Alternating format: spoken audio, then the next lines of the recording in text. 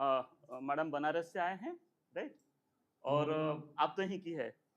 अब देखिए कितने सारे डाइवर्सिटीज है। एनईपी कहता है ये जो डाइवर्सिटीज है, ये डाइवर्सिटीज हमारा वीकनेस नहीं है, ये हमारा दुर्बलता नहीं है, right? Rather this diversities are our strength. ये सभी डाइवर्सिटी हमारा स्ट्रेंथ है, ये हमारा एक शक्ति है, और यही डाइवर्सिटी हम सबको बांध के रखने के लिए मदद करता है। That's why we achieve unity in diversities, and India is the only country in this world. पूरा विश्व में एक ही देश है इंडिया जहां सबसे ज्यादा डाइवर्सिटी है, सबसे ज्यादा विविधता है। It may be language, it may be our culture, it may be our food habit, it may be our wearing sense, जो कपड़ा हम पहनते हैं किस प्रकार अपीयरेंस हमारा है। You visit our country, will find that how diversify we are, still then we all are united. Yes और no madam? Yes, we all are united. So living unitedly is a spirit, is a philosophy, is a value, is an essence. We supposed to achieve it, and it वही कहता है। आगे बढ़िए please. Okay, इसके ऊपर ज्यादा focus नहीं है। एनईपी का जो पूरा डॉक्यूमेंट है 4 चैप्टर में है, टोटल 66 पेजेस की है, and that is the summary. Do you know about the original NEP document? इसका स्ट्रेंथ कितना है, कितने बड़ा है ये? कोई कह सकते हैं? It is about 400 something pages. But उसका जो समरी है, क्योंकि किसी का इंटरेस्ट नहीं रहता 600 पेजेस को पढ़ना और समझना, उसका जो समरी है ओनली 66 पेजेस, जो कि that is available in the public domain. And I request all my students and all my colleagues here, right, to download it, print it, keep it in your system and read it whenever you are getting time. I'm not saying that you read the entire document. Rather, जो section आपको अच्छा लगता है जरूर एक बार उसे पढ़िए। Chapter 1 is school education, Chapter 2 is higher education, Chapter 3 is the other key areas of practice, then Chapter 4 is making it happen. Making it happen मतलब इसे implement कैसे किया जाए। This is the first policy जिसमें implementation कैसे होगा, इसके लिए एक डेडिकेटेड चैप्टर रखा है, राइट? हम तो सिर्फ रिकमेंडेशन दे देते हैं, वो रिकमेंडेशन को फील्ड में ट्रांसलेट कैसे होगा, इम्प्लीमेंट कैसे होगा, प्रयोग कैसे किया जाएगा, उससे भी कैसे किया जाएगा, इसके लिए भी एक चैप्टर है। आगे बढ़िए please. This is the I was talking earlier, so far as the pedagogical and curricular structure of school education, foundational, preparatory, middle and secondary stage, 5 plus 3 plus 3 plus 4 system of education। Already बोल चुका हूं, दोबारा मैं नहीं बोलूंगा।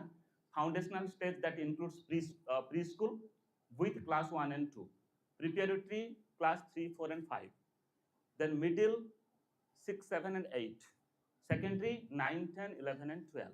now question comes, क्या senior secondary का board exam होगा? क्या सेकेंडरी में सिर्फ एक ही एग्जाम होगा? नो, सीनियर सेकेंडरी में बोर्ड एग्जाम भी होगा, राइट? 10th के बाद एक बोर्ड एग्जाम होगा, 12th के बाद भी एक बोर्ड एग्जाम होगा। बट ये जो 4 ईयर है, पूरा 4 ईयर को लेकर हम कहेंगे it is the secondary education. One is secondary, other is senior secondary, it is not like that. आगे, you might be knowing National Curriculum Framework for School Education. This has developed as per the NEP in 2023. How many have gone through it? NCFAC 2023. My session will be informative session. मैं चाहता हूँ, we are living in the age of digital age, digital learning. Still then, जैसे जैसे मैं बहुत visit करता हूँ, अलग अलग जगह को जाता हूँ और स्टूडेंट्स को पूछता हूँ क्या आप जानते हो, मोबाइल में दूसरा चीजें तो आता है, हमारे स्टूडेंट्स उसे देखते रहते हैं, पर ये सब चीजें को नहीं देखते हैं जो कि आप लोग को देखनी चाहिए। National curriculum framework for school education, और इससे पहले था क्या? एनसीएफ 2005, शायद आप हम लोग जानते होंगे एनसीएफ 2005। उसके बाद ये एनसीएफएसी 2023 जो कि एनसीईआरटी से डेवलप किया है, दैट करिकुलम, स्कूल एजुकेशन का करिकुलम हमारा कैसे होगा। टेक्स्ट बुक, जो सेंट्रल स्कूल में टेक्स्ट बुक चलता है, वो टेक्स्ट बुक का नेचर कैसे होगा, राइट? एनसीएफ ऑलरेडी डेवलप कर दिया, 580 पेजेस में है। एनसीईआरटी वेबसाइट को जाइए, पब्लिक डोमेन में अवेलेबल है। It says that there is a 6-fold learning approach that is engaging all our senses using inferences, analogy and comparison, circumstantial implications, perception of non-existence and limited knowledge. एनसीएफएसी कहता है सिर्फ concrete knowledge मत दीजिए, concrete knowledge के साथ साथ कुछ abstraction, कुछ परसेप्शन रिलेटेड नॉलेज दीजिए। उनका थिंकिंग प्रोसेस को डेवलप करने के लिए, सोचने के लिए। What I understand to be a teacher, यदि मैं करिकुलम में जो दिया गया है सिर्फ उससे पढ़ूंगा और पढ़ाऊंगा, मेरा संपूर्ण विकास नहीं होगा। मेरा संपूर्ण विकास तभी होगा जब उस चीज को लेकर मैं सोचूंगा। I will develop thinking, I will engage my self in thinking.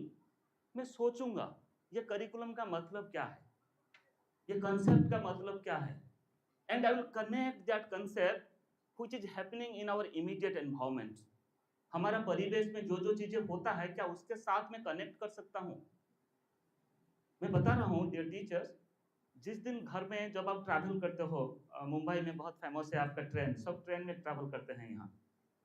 Delhi में हम ट्रेन में ट्रैवल नहीं करते, हम मेट्रो में करते हैं, नहीं तो one vehicle. Most of the academics they have their own vehicle. और हम जब गाड़ी चलाते हैं ना, सोच के आते हैं कि ये क्लासरूम में मुझे क्लास लेना है, मुझे क्या बोलना है, कौन सा एग्जाम्पल देना है। आप लोग जब ट्रेन में आते हो यही सोच के ही आया करो, ठीक है। कौन सा ब्यूटीफुल एग्जाम्पल मैं आज दे सकता हूँ, कौन सा सिचुएशन में आज क्रिएट कर सकता हूँ मेरे क्लासरूम में। Do that, you will enjoy your teaching, right. बहुत अच्छे एक्सपीरियंस लेकर आप घर लौटोगे शाम को जब घर जाओगे। So next please. एनईपी 2020 कुछ न्यू इनोवेशन के बारे में बताता है, जो कि मैम इंक्लूसिवनेस कहते हैं, इक्विटेबल कहते हैं। वो न्यू इनोवेटिव जो है वो इंक्लूसिव माहौल क्रिएट करता है। That is just like academic bank of credit, ABC. कितनों को पता है ABC, academic bank of credit? Particularly students, आप लोग जानते हो एबीसी क्या है? Okay, so I can say ABC, academic bank of credit, is one of the innovative approach of NEP. Second, multiple entry and multiple exit, that's called MEME, multiple entry and multiple exit. बार बार हम admission ले सकते हैं, जब चाहे उसे छोड़ भी सकते हैं, छोड़ने के बाद 2 साल गैप करके दोबारा भी हम आ सकते हैं। थर्ड इज क्रेडिट ट्रांसफर, जो क्रेडिट हमने अर्न किया था, क्या वो क्रेडिट को दोबारा हम ट्रांसफर कर सकते हैं? एटीएम को आप जाते हो, एक अकाउंट से दूसरे अकाउंट को मनी ट्रांसफर कर देते हो, राइट। आजकल बहुत इजी है, यूपीआई यूज करते हो, पेटीएम यूज करते हो, गूगल पे यूज करते हो, तुरंत within no time 1 second money इधर से उधर चला जाता है, प्रोवाइडिंग फ्रॉड ना हो। But why not in case of credit, academic credit? तो एनईपी कहता है एकेडमिक क्रेडिट हम कैसे ट्रांसफर करें। बहुत सारी चीजें आपने सुने होंगे, कोई अंडर ग्रेजुएट में बीए में एडमिशन लिया था, 1 साल के बाद ऐसे कुछ सिचुएशन, कुछ प्रॉब्लम हुआ, या लड़कियों का शादी भी हो जाता है ग्रेजुएशन करते करते, शादी करके सेकेंड ईयर में चली गई, और उसके बाद जो 2 साल वो पढ़ाई की थी उसे भूल गई। whether she got any certificate for that, कोई सर्टिफिकेट उनको मिला? वो जाकर बोलती है मैं तो 2 साल पढ़ के आई हूँ, पर कोई रिकॉग्नाइज नहीं करता। अरे तुम तो कंप्लीट ही नहीं किया, तू अंडर ग्रेजुएट, तुम्हारा पास बीए डिग्री थोड़ी है ना, क्योंकि उनको हाथ में कुछ नहीं मिला। But NEP says that in MEME, multiple entry and multiple exit, यदि 2 साल आप पढ़े हो खाली हाथ में नहीं जाओगे, आपको एक डिप्लोमा मिलेगा। यदि 1 साल पढ़े हो आपको एक सर्टिफिकेट मिलेगा, so that you can show that I have completed 1 year of under graduate programme. और फर्दर जब मन होगा सेकेंड ईयर में जाकर कहीं आप एडमिशन ले सकते हो direct. Anyway, then digital learning and assessment environment, FYUP एंड ITEP, 4-year undergraduate program and integrated teacher education program. ITEP आप लोग को सब पता होगा। Now B.Ed will be of 4 year, that is integrated teacher education program. But don't worry, 2 years B.Ed as it is रहेगा, इसके ऊपर कोई हाथ नहीं लगाएंगे, मुझे नहीं लगता। But parallelly एक 4-year undergraduate ITEP program चलता रहेगा। It is happening. We have ITEP also in IGNOU. We are running ITEP program, integrated teacher education program. Then HECI, Higher Education Commission of India, and NRF, National Research Foundation, थोड़ा higher education related जो है, research related, जिसको समझ है वो समझ सकते हैं, इंक्लूडिंग टीचर एजुकेशन। आगे बढ़िए। एकेडमिक बैंक ऑफ क्रेडिट ये कहता है कि this is just like an account. Bank में जैसे अकाउंट होता है उसी प्रकार एक एकेडमिक बैंक ऑफ क्रेडिट का एक अकाउंट है। आपका एक अकाउंट खुलेगा, जो जो पढ़ाई आपने किया है, जो क्रेडिट आपने अर्न किया है, वो क्रेडिट सब उसमें स्टोर होगा, राइट, उस अकाउंट में स्टोर होगा।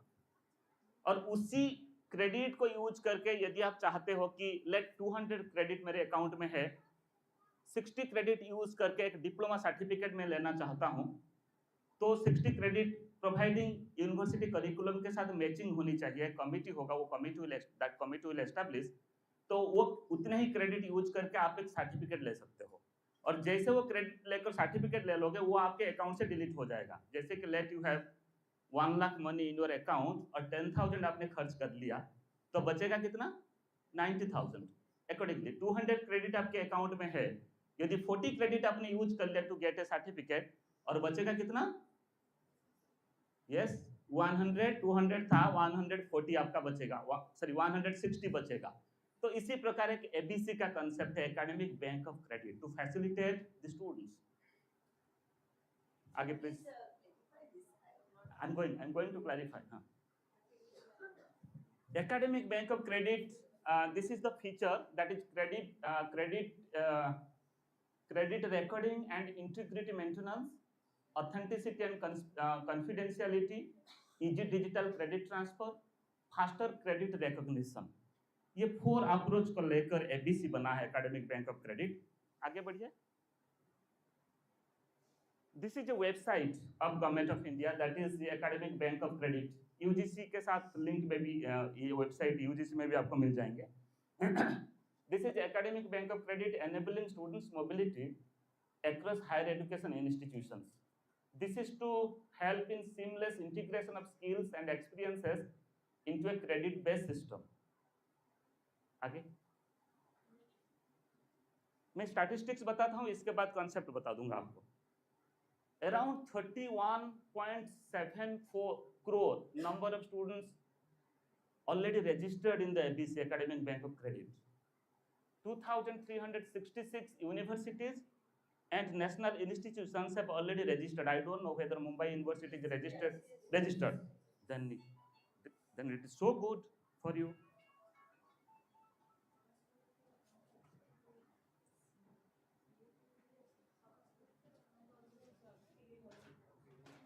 Okay. Compulsory. Now it is so good. You can go for a credit transfer. You all have account? Okay, fine. So 2,366 institutions have already registered. 1,325 number of academic institutions that have uploaded credit data. हर साल credit data उनको upload करना पड़ता है. Then accordingly 1.07 crore unique students credit award seeded with APAR ID. APAR ID के साथ linked भी है. 3.15 crore total number of academic records with credit data mapped with the APAR ID. This is called as the hugeness of our system, including students, institutions. They are already in the part of the ABC, but many of them are still not part of this ABC. हमारा देश में कितने institute है, कितने universities है, कितने colleges है, including private government, और उनमें से नंबर इतना कम क्यों है? और भी नंबर इसमें ऐड होनी चाहिए। आगे बढ़िए। आपने पूछ रहे थे होता कैसे है। इधर आप देखिए, here you see, this is institute A, credit get deposited. आपने एक अकाउंट खोला for the student perspective, I am saying, एक अकाउंट खोला, उस अकाउंट में जो जो क्रेडिट, जो जो डिग्री वो लिए हैं, वो सब वहीं डिपॉजिट होगा। आप अपने अकाउंट खोल के देख सकते हैं कि क्या क्या कोर्सेस आपने कंप्लीट किया, कौन से कोर्स कितने क्रेडिट की है, टोटल कितने क्रेडिट की है। आप चाहते हैं ये क्रेडिट को आप ट्रांसफर करें, transfer of this credit to, और रिडीम करें उस क्रेडिट को to another institute that's called as the institute B. Institute A से इंस्टीट्यूट बी को जाएगा बाय यूजिंग ए सिस्टम। जैसे कि आप लोग सब क्रेडिट कार्ड यूज करते होंगे, जो पॉइंट्स आपको मिलता है, जितने आपने यूज करते हो क्रेडिट कार्ड, उसे रिडीम, पॉइंट को रिडीम आप करते हो, कुछ खरीद लेते हो अपने इच्छा के हिसाब से, या उसे कैश ट्रांसफर भी उसमें हो ही जाता है, राइट। उसी प्रकार जितने क्रेडिट आपने अर्न किया था, थ्रू एबीसी अपर आईडी आपको क्रिएट करना पड़ेगा, प्रॉपर लॉगिन आप करोगे, एक अकाउंट होगा। इंस्टीट्यूट बी को आप जाओगे, उनका करिकुलम देखोगे, जाकर वहां एनरोल आप करोगे, करके आप बताओगे कि already I have earn this much of credit, तो ये क्रेडिट को मैं ट्रांसफर करना चाहता हूँ institute A to institute B. उसका एक सिस्टम है, कमिटी है, the committee will go through it, आपका पूरा सिलेबस को देखेंगे, ये मैपिंग करेंगे कि ये मैच होता है कि नहीं होता है। यदि मैच नहीं होता तो डिफिकल्ट होगा, राइट। यदि मैच होता है तो आप क्या कर सकते हैं, वहां से क्रेडिट इंस्टीट्यूट ए से इंस्टीट्यूट बी को आ जाएगा, और उसमें बहुत सारे कोर्सेस आपको पढ़ना नहीं पड़ेगा, जो नहीं किया उतने ही पढ़ेंगे, जो हो गया उसे ऐड ऑन करके आप एक डिग्री ले लेंगे। मेनी टाइम व्हाट हैपेंस, लोग आईआईटी से डिग्री लेना चाहते हैं, नेशनल इंस्टीट्यूट से डिग्री लेना चाहते हैं, कोई बीएचयू से डिग्री लेना चाहता है, कोई दिल्ली यूनिवर्सिटी से डिग्री लेना चाहता है, but they have earlier also earned few credits relating to different courses of a program, तो जाकर अप्रोच करते हैं कि ये कोर्सेस मैंने कर लिया, मुझे एक्सेप्ट कर लीजिए, तो दिल्ली यूनिवर्सिटी का डिग्री उनको मिल गया कम पढ़ाई करके, क्योंकि ऑलरेडी कुछ वो पढ़ाई किए थे। So that's why this is the benefit of the credit transfer. आगे चलिए, in the through ABC, this is also statistics, I am not going through the detail, इतनी जल्दी नहीं। Next this is multiple entry and exit in academic programme. आपको मैंने कहा multiple entry and multiple exit. After completion of first year आपको एक UG certificate मिलेगा, after completion of second year आपको एक यूजी डिप्लोमा मिलेगा, then after completion of third year आपको एक 3 इयर्स डिग्री मिलेगा, then after completion of 4 year आपको ऑनर्स डिग्री मिलेगा, राइट। सो एवरी ईयर आपको कुछ ना कुछ मिलता जाएगा, आप कह नहीं सकते कि यहीं से मेरा बंद हो गया है। You will get some things, but earlier आपको कुछ नहीं मिलता था, आप कह नहीं सकते थे कि मैंने 2 साल पढ़ाई किया, what is the evidence of it.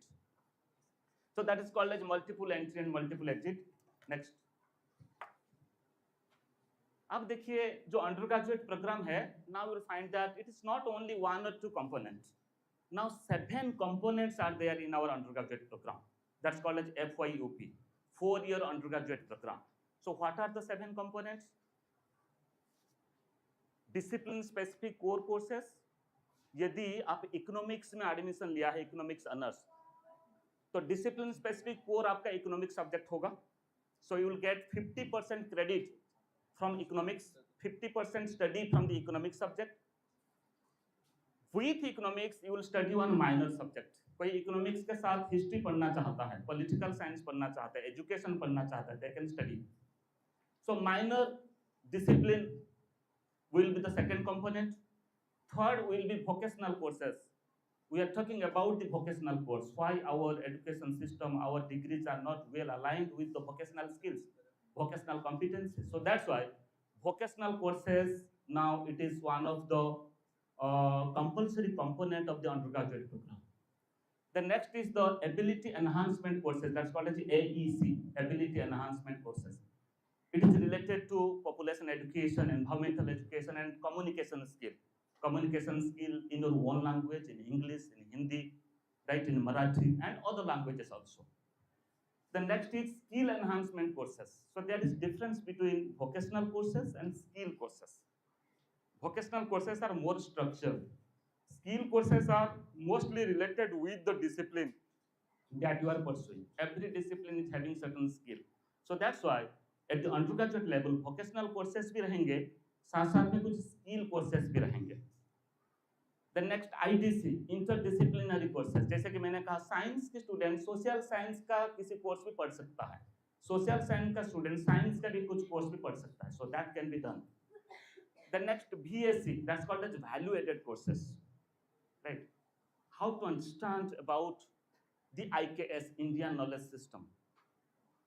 हम क्यों कहते हैं कि हमारा देश में वैल्यू बेस्ड एजुकेशन हम इम्प्लीमेंट करते हैं, और हमारा every programme is integrated with certain values, और फैमिली से लेकर उस वैल्यूज को हम चर्चा करते हैं, उस वैल्यूज को हम ट्रांसमिट करते हैं फ्रॉम जनरेशन टू जनरेशन। हम अंडरग्रेजुएट लेवल में क्यों ऐसे कोर्स हम नहीं देते हैं जो कि जिसको हम कह सकते हैं कि ये वैल्यू एडेड कोर्सेज है। So that's why value added courses is also one of the compulsory component of the undergraduate programme. So 7 components. You just think about yourself that when you are doing your graduation, कितने component का courses आपने पढ़ा था, और NEP कहता है सभी component का कोर्सेस रहेंगे। Next please.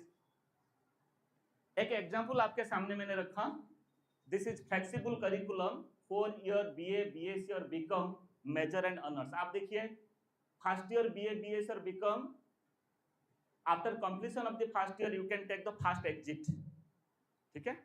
40 क्रेडिट आप पढ़ोगे फर्स्ट ईयर में एज पर यूजीसी, उसके बाद एक एग्जिट आप ले सकते हो, छोड़ के जा सकते हो यदि आप चाहे, बट जब जाओगे एक यूजी सर्टिफिकेट आपको मिलेगा।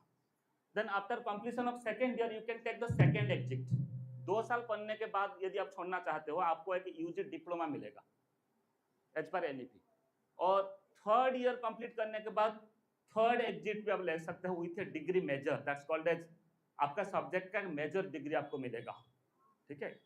BA economics major, BA Hindi major, BA English literature major. Then fourth year is dedicated to honours and research. यदि फोर्थ ईयर आप पढ़ोगे आपको ऑनर्स का डिग्री मिलेगा, नहीं तो रिसर्च का डिग्री मिलेगा। आप जानते हो ग्रेजुएशन 4 ईयर करने के बाद डायरेक्ट आप पीएचडी कर सकते हो, यू नो इट और नॉट? कैसे कर सकते हो?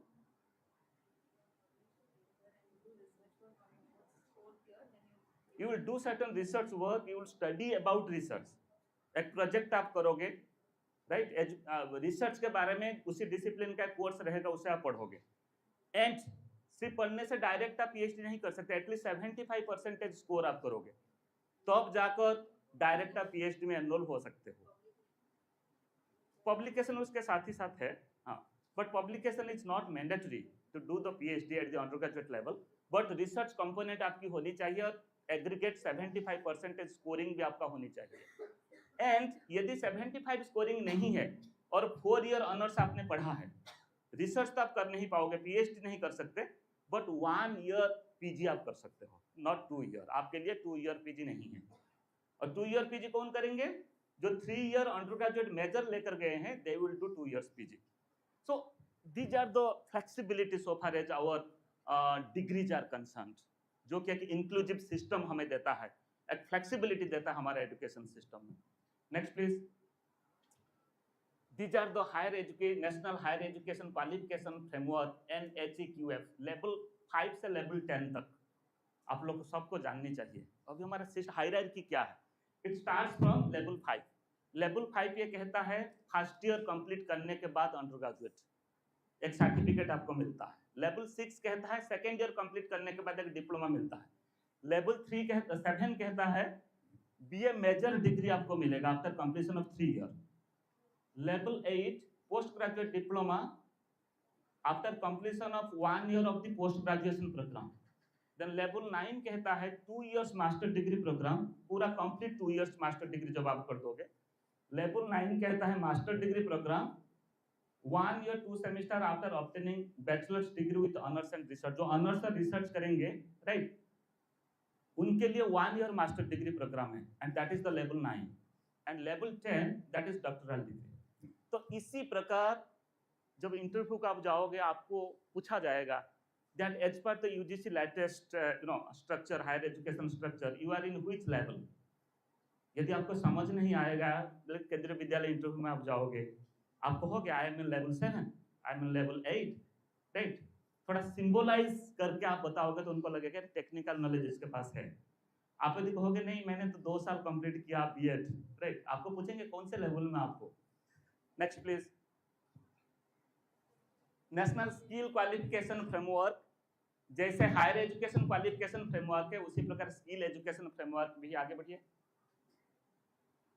Here also level 1 to level 10। जिन लोगों को आप हर दिन आपके घर बुलाते हो, राइट, प्लम्बर को बुलाते हो, इलेक्ट्रिशियन को बुलाते हो, ये स्किल क्वालिफिकेशन फ्रेमवर्क के तहत आता है। ये कॉम्पिटेंसी बेस है, कौन कितना काम कर सकता है।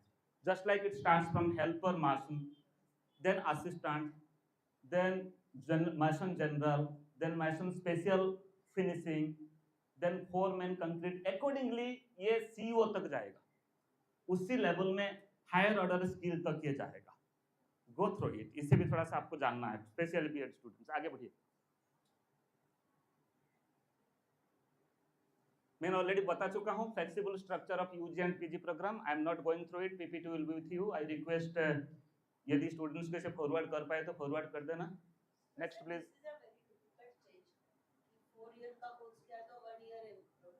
यस, कॉम्प्लेक्सिटी तो है ही, राइट, कॉम्प्लेक्सिटी है, इंस्टीट्यूशन को मैनेज करना डिफिकल्ट है, बट फ्लेक्सिबिलिटी दिया है, एक इक्विटेबल ग्रोथ के लिए मौका दिया है। हर कोई एक ही जैसे पढ़ना नहीं चाहते हैं, राइट, सो दैट्स व्हाई उसी फ्लेक्सिबिलिटी के साथ हमें चलना है। इंस्टीट्यूशन को मैनेज करने के लिए थोड़ा डिफिकल्ट तो है ही। आगे बढ़िए। Then dual degree. Have you got the idea about the dual degree? It also talks about inclusiveness, equitableness. Dual degree क्या होता है? एक साथ 2 डिग्री। क्या आप कर पाएंगे एक साथ 2 डिग्री? अभी यूजीसी कहता है you can do this, there is proper circulation also notification. 2 degree आप साथ में कर सकते हैं। यदि 2 face to face conventional degree है तो अभी आप कर सकते हैं जहां क्लासेस कोइंसाइड नहीं होता होगा। लेट किसी इंस्टीट्यूशन में सुबह क्लास होता है और एक इंस्टीट्यूशन में शाम को क्लास, आफ्टरनून में क्लास होता है। यदि दोनों जगह में क्लास आप अटेंड कर सकते हो without coinciding the time, overlapping the time, तो डुअल डिग्री आप ले सकते हो, 2 डिग्री ले सकते हो। Otherwise 1 degree face to face में, 1 डिग्री ओडीएल में ले सकते हो डिस्टेंस में, एक ऑनलाइन और एक फेस टू फेस, एक कन्वेंशनल। सेम यूनिवर्सिटी में ले सकते हो, दूसरे यूनिवर्सिटी में भी ले सकते हो। आगे बढ़िए, मैं थोड़ा बता दूं। यूजीसी गाइडलाइंस ये कहता है student can pursue two full time academic programme in physical mode if class timing is not overlapping. A student can pursue 2 academic programs, one in full-time physical mode and another in ODL or online mode, or up to 2 ODL और online program simultaneously। 2 distance program साथ में भी वो कर सकते हैं। Then degree or diploma programs under ODL or online mode shall be pursued with only such higher education institutions which are recognized by UGC or statutory council or government of India for pursuing such programs। कुछ identified institution है, वही आप कर सकते हो, उनको website से आपको मिल जाएगा ये data. Degrees or diploma programs under these guidelines shall be governed by the regulatory notified by the UGC and also the respective statutory or professional councils। Detail आप इसे देख लेना। मेरा कहने का मतलब है कि अपॉर्चुनिटी हमें दिया है कि बहुत स्टूडेंट क्रिएटिव भी होते हैं, वो 2-2 साल एक ही प्रोग्राम में बांध के रहना नहीं चाहते, वो चाहते मैं साथ में 2 डिग्री कर लूँ। पहले ये अपॉर्चुनिटी नहीं था, अब ये अपॉर्चुनिटी है। कभी कभी इंटरव्यू को आप लोग सब जाते हो, 2 सर्टिफिकेट दिखा दिया, आपको पूछते हैं अरे या how can you do this in the same year, 2 degree कैसा अवार्ड हो गया, right? So now that is not a problem. Why that is not a problem? It is part of our policy now. UGC वही कहता है, हमारा NEP भी वही कहता है। आगे बढ़िए। And you might be knowing that national testing agency, that is NTA. NTA जानते हो? सीटेट का एग्जाम कराता है NTA. CTET whether if Maharashtra में स्टेट लेवल का भी कुछ होगा, that's called as TET, teacher eligibility test, but at the national level that is called as CTET, central teacher eligibility test. NET तो हायर एजुकेशन के लिए, मैंने स्कूल एजुकेशन का बोल रहा हूँ, for eligibility in schools at the central level. Maharashtra नहीं, ये लोग सब केंद्रीय विद्यालय में काम करेंगे, सेंट्रल स्कूल में, उनके लिए सीटेट चाहिए, सेंट्रल टीचर एलिजिबिलिटी टेस्ट, जो एनटीए करता है और टेट भी करता होगा, राइट? तो ये सभी एग्जाम कौन कराता है? एनटीए कराता है। Now you will find that it's not only digital learning, rather digital assessment also, digital evaluation also, digital exam system also. I don't know whether you know ई-सुलेख और नॉट। ई-सुलेख इज एन एप्लीकेशन। ई-सुलेख में जो कॉपियां आप सब check करते हो, राइट? एग्जाम हो गया and you are getting your answer script और घर में बैठ के उसे चेक करते हो, या यूनिवर्सिटी, मुंबई यूनिवर्सिटी आपको, एसएनडीटी यूनिवर्सिटी आपको बुलाता होगा कॉपी चेक करने के लिए ऑनलाइन में। सो बट नाउ ई-सुलेख में क्या होगा? That's come under the NTA. से देखो ये चला गया वॉइस। जितने कॉपी आप चेक करोगे आपके सिस्टम में, आप लॉगिन करोगे, आपके अकाउंट में उतने कॉपी दिखाएगा थ्रू ई-सुलेख। आप उसे ओपन करोगे, स्टूडेंट का एनरोलमेंट नंबर आएगा और जैसे उसे आप ओपन करोगे स्टूडेंट्स का पूरा कॉपी, स्कैन कॉपी आपके सामने होंगी। और उसे कॉपी चेक कैसे करो, राइट साइड में सब देखोगे उसमें लिखा होगा 0.5, 1, 1.5, 2, 2.53, 3.5, कितने मार्क आप देना चाहते हो और कहाँ आप अंडरलाइन करोगे, कहाँ क्रॉस करोगे, कहाँ टिक करोगे, कहाँ कुछ कमेंट्स दोगे, जैसे कि हम फिजिकली करते हैं, that also you can do. So that's why we do this, ये सब चीजें हम करते हैं or doing this. It's very good. So NEP also says that there is a, a system at the national level that's called as particularly to take the exam, that's the National Testing Agency. Through this quality exam we can also take. Next please. Now come to the higher education system. You might be knowing that 4 vertical of our higher education system. अभी सबसे highest में कौन है? UGC, हम कहते हैं university grants commission, UGC. UGC का जगह अभी कौन लेगा? That's called as HECI, HECI, Higher Education Commission of India. Higher Education Commission of India. हो सकता है धीरे धीरे इट में टेक और एक आध साल लग सकता है, यूजीसी नहीं रहेगा, यूजीसी की जगह में HECI आएगा, higher education commission of India. और HECI के अंडर 4 वर्टिकल इंस्टीट्यूशंस रहेंगे। One is called as national higher education regulatory council, second general education council GEC, third is higher education grants council HEGC, fourth is national accreditation council NET। आपका जो अभी NET visit हुआ है, and congratulation to your college, that to you all the students that you got B++ degree in the first attempt, right? So in future that will be one part of HECI, और NET का जो constituent है उसका जो parameters ये भी change होने वाला है। So accreditation and quality related जितने accreditation है वो NET देखेगा। Second, higher education grants council जो funding करता है, जो grants देता है, अभी UGC देता है, but that will be through HEGC, Higher Education Grants Council. Next, General Education Council, GEC. Curriculum, they will take care of the curriculum. जैसे कि syllabi बनाना, curriculum develop करना at the UG, PG level, at the research level also. Research का coursework क्या होगा, they will do it. Then National Higher Education Regulatory Council, universities को मान्यता देना, right? Universities को affiliate करना, इसका काम रहेगा आपका फर्स्ट वर्टिकल जो है higher education regulatory council. You suppose to know all this, ठीक है? जब we have many regulatory bodies now, right? NCT के पास आप दौड़ के जाओगे टीचर एजुकेशन रिलेटेड जो इश्यूज है, मेडिकल एजुकेशन रिलेटेड इश्यूज है तो एमसीआई को जाएंगे, medical council of India, nursing council of India, law, आपका लॉ का भी ऐसा ही है, एंड स्पेशल एजुकेशन का रिहैबिलिटेशन काउंसिल ऑफ इंडिया। कितने सारे रेगुलेटरी बॉडीज है। AICTE will be there, definitely there, but उनका जो अभी जो फंक्शनिंग, एक ऑटोनॉमी फंक्शनिंग जो है वो एक ही HECI के अंडर सब आ जाएगा। आपका थोड़ा जितने सारे परेशानी होता है वो थोड़ा कम होने वाला है, but particularly to universities and the colleges. Next please. इसके ऊपर मैं ज्यादा फोकस नहीं करूंगा। Now we are coming to the digital situation, digital learning. Digital learning का बात मैं जब करता हूँ, यहाँ भी डाइवर्सिटी है, diversity in using the technology. One is called as the digital नेटिव एंड अदर इज कॉल्ड एज द डिजिटल इमिग्रेंट। डिजिटल नेटिव एंड डिजिटल इमिग्रेंट, व्हाट डू यू मीन बाय डिजिटल नेटिव? नेटिव का मतलब क्या है? Local, right? डिजिटल नेटिव मतलब digitally who are local, means who understand the digital environment, who understand the digital knowledge, ठीक है? And at the other side, digital immigrant का मतलब क्या है? Who are not good in digital environment to work, to understand the digital learning. So there are two sections of population in our society. One is immigrant, right? I can also say I'm also immigrant, but we are adapting ourselves. हम कोशिश करते हैं सीखने के लिए. But you see these groups, young groups, they are the digital native. हम लोग सब जो पैदा हुए थे, आप लोग तो बहुत बड़े हैं मेरे से, मैं शायद आप ही लोग की एज की हूँ, राइट? मैडम बड़े होंगे, मुझे लगता है आप भी बड़े होंगे, सर उधर भी बड़े होंगे, आप भी बड़े होंगे। So just to imagine your school days, and I also imagine, I can imagine my school days also, that what type of technology we are using at that time. And just now you imagine how your children are doing in your home, at your home. वो घर में क्या करते हैं? खाना बनाना है तो आप खाना बनाते हो, बच्चों को मोबाइल पकड़ ले लो, देख लो, यूट्यूब वीडियो देख लो, राइट, सो दैट मुझे थोड़ा सा टाइम मिल जाए, मैं कुछ बना लूँ. You are getting my point.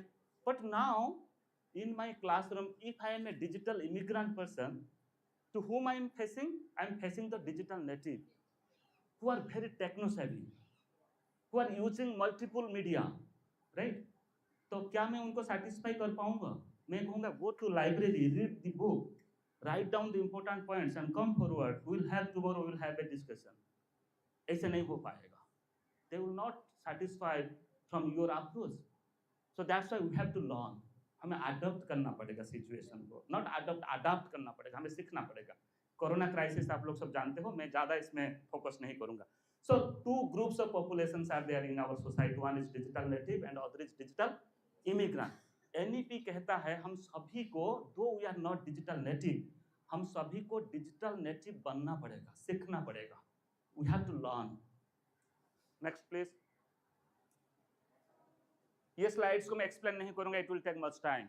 पूरा मैंने क्लासिफाई कर दिया डिजिटल नेटिव का क्या कैरेक्टरिस्टिक्स है और डिजिटल इमिग्रेंट का क्या फीचर है and how to adopt it. Next, mainstreaming digital and online education.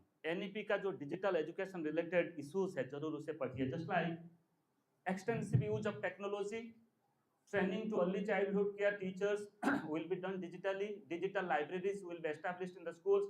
High quality resources on foundational literacy and numeracy (FLN). Smart classroom in schools for using digital pedagogy, digital literacy, curriculum for adult education. Next, equitable use of technology at all levels of education. Your seminar title is also on equitable. Optimizing ICT-based educational initiative, leveraging online or digital education by addressing digital divide, blending online education for experiential and activity-based learning, pilot study for online education by IGNOU, IIT, NIT, CIET and NIUS, invest in creation of open, interoperable, evolvable public digital infrastructure in the education sector. Next, extensive use of online learning platform like Swayam Prabha, Diksha. I don't know whether you are acquainted with these terms or not. Digital content creation, digital repository and dissemination.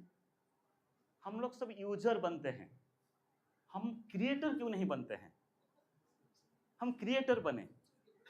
Yes, हम creator तो बनते हैं पर Facebook reel बनाने के लिए, story बनाने के लिए क्रिएटिव बनते हैं. या हम एकेडमिक क्रिएटिव क्यों नहीं बनते हैं? हाँ, we are in the higher education system, not only user, we are supposed to be a creator. Promoting digital education through blended mode of learning, laying down standards for online and digital learning pedagogy. आगे बढ़िए, थोड़ा सा पकड़िए ना please. Madam मुझे थोड़ा सा इशारा कर देंगे, जब बंद करना है बंद कर दूंगा मैंने. ओके, और मैं किसको, मैं बोरिंग नहीं करना चाहता. आप लोग जिसको अच्छा नहीं लगे मुझे बोल देंगे, बंद कर दूंगा. है क्या? ठीक है.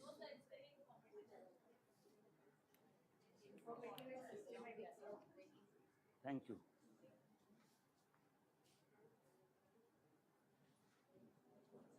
With due respect to all the इसके बाद भी आपका सब सेशन होगा, पेपर प्रेजेंटेशन होगा. मैं धीरे धीरे आगे आगे बढ़ जाऊंगा, बहुत ज़्यादा और नहीं ये करना है. ये बैक करिए जो इससे पहले जो स्लाइड्स में थे. ओके, ठीक है, आगे बढ़िए. So now come to Swayam. Swayam is the online platform. This is the flagship online platform of our country. हमारा देश का फ्लैगशिप ऑनलाइन प्लेटफॉर्म जो है Swayam. What do mean by online platform? Online learning platform. जैसे कि फेस टू फेस एजुकेशन में ये college एक प्लेटफॉर्म है, यूनिवर्सिटी एक प्लेटफॉर्म है. स्टूडेंट यूनिवर्सिटी को आते हैं, कॉलेज को आते हैं, क्लासरूम को आते हैं, पढ़ाई यही होता है. बट ऑनलाइन में पढ़ाई कहाँ होगा? कहाँ होगा? एक ऑनलाइन प्लेटफॉर्म चाहिए, एक एप्लीकेशन चाहिए.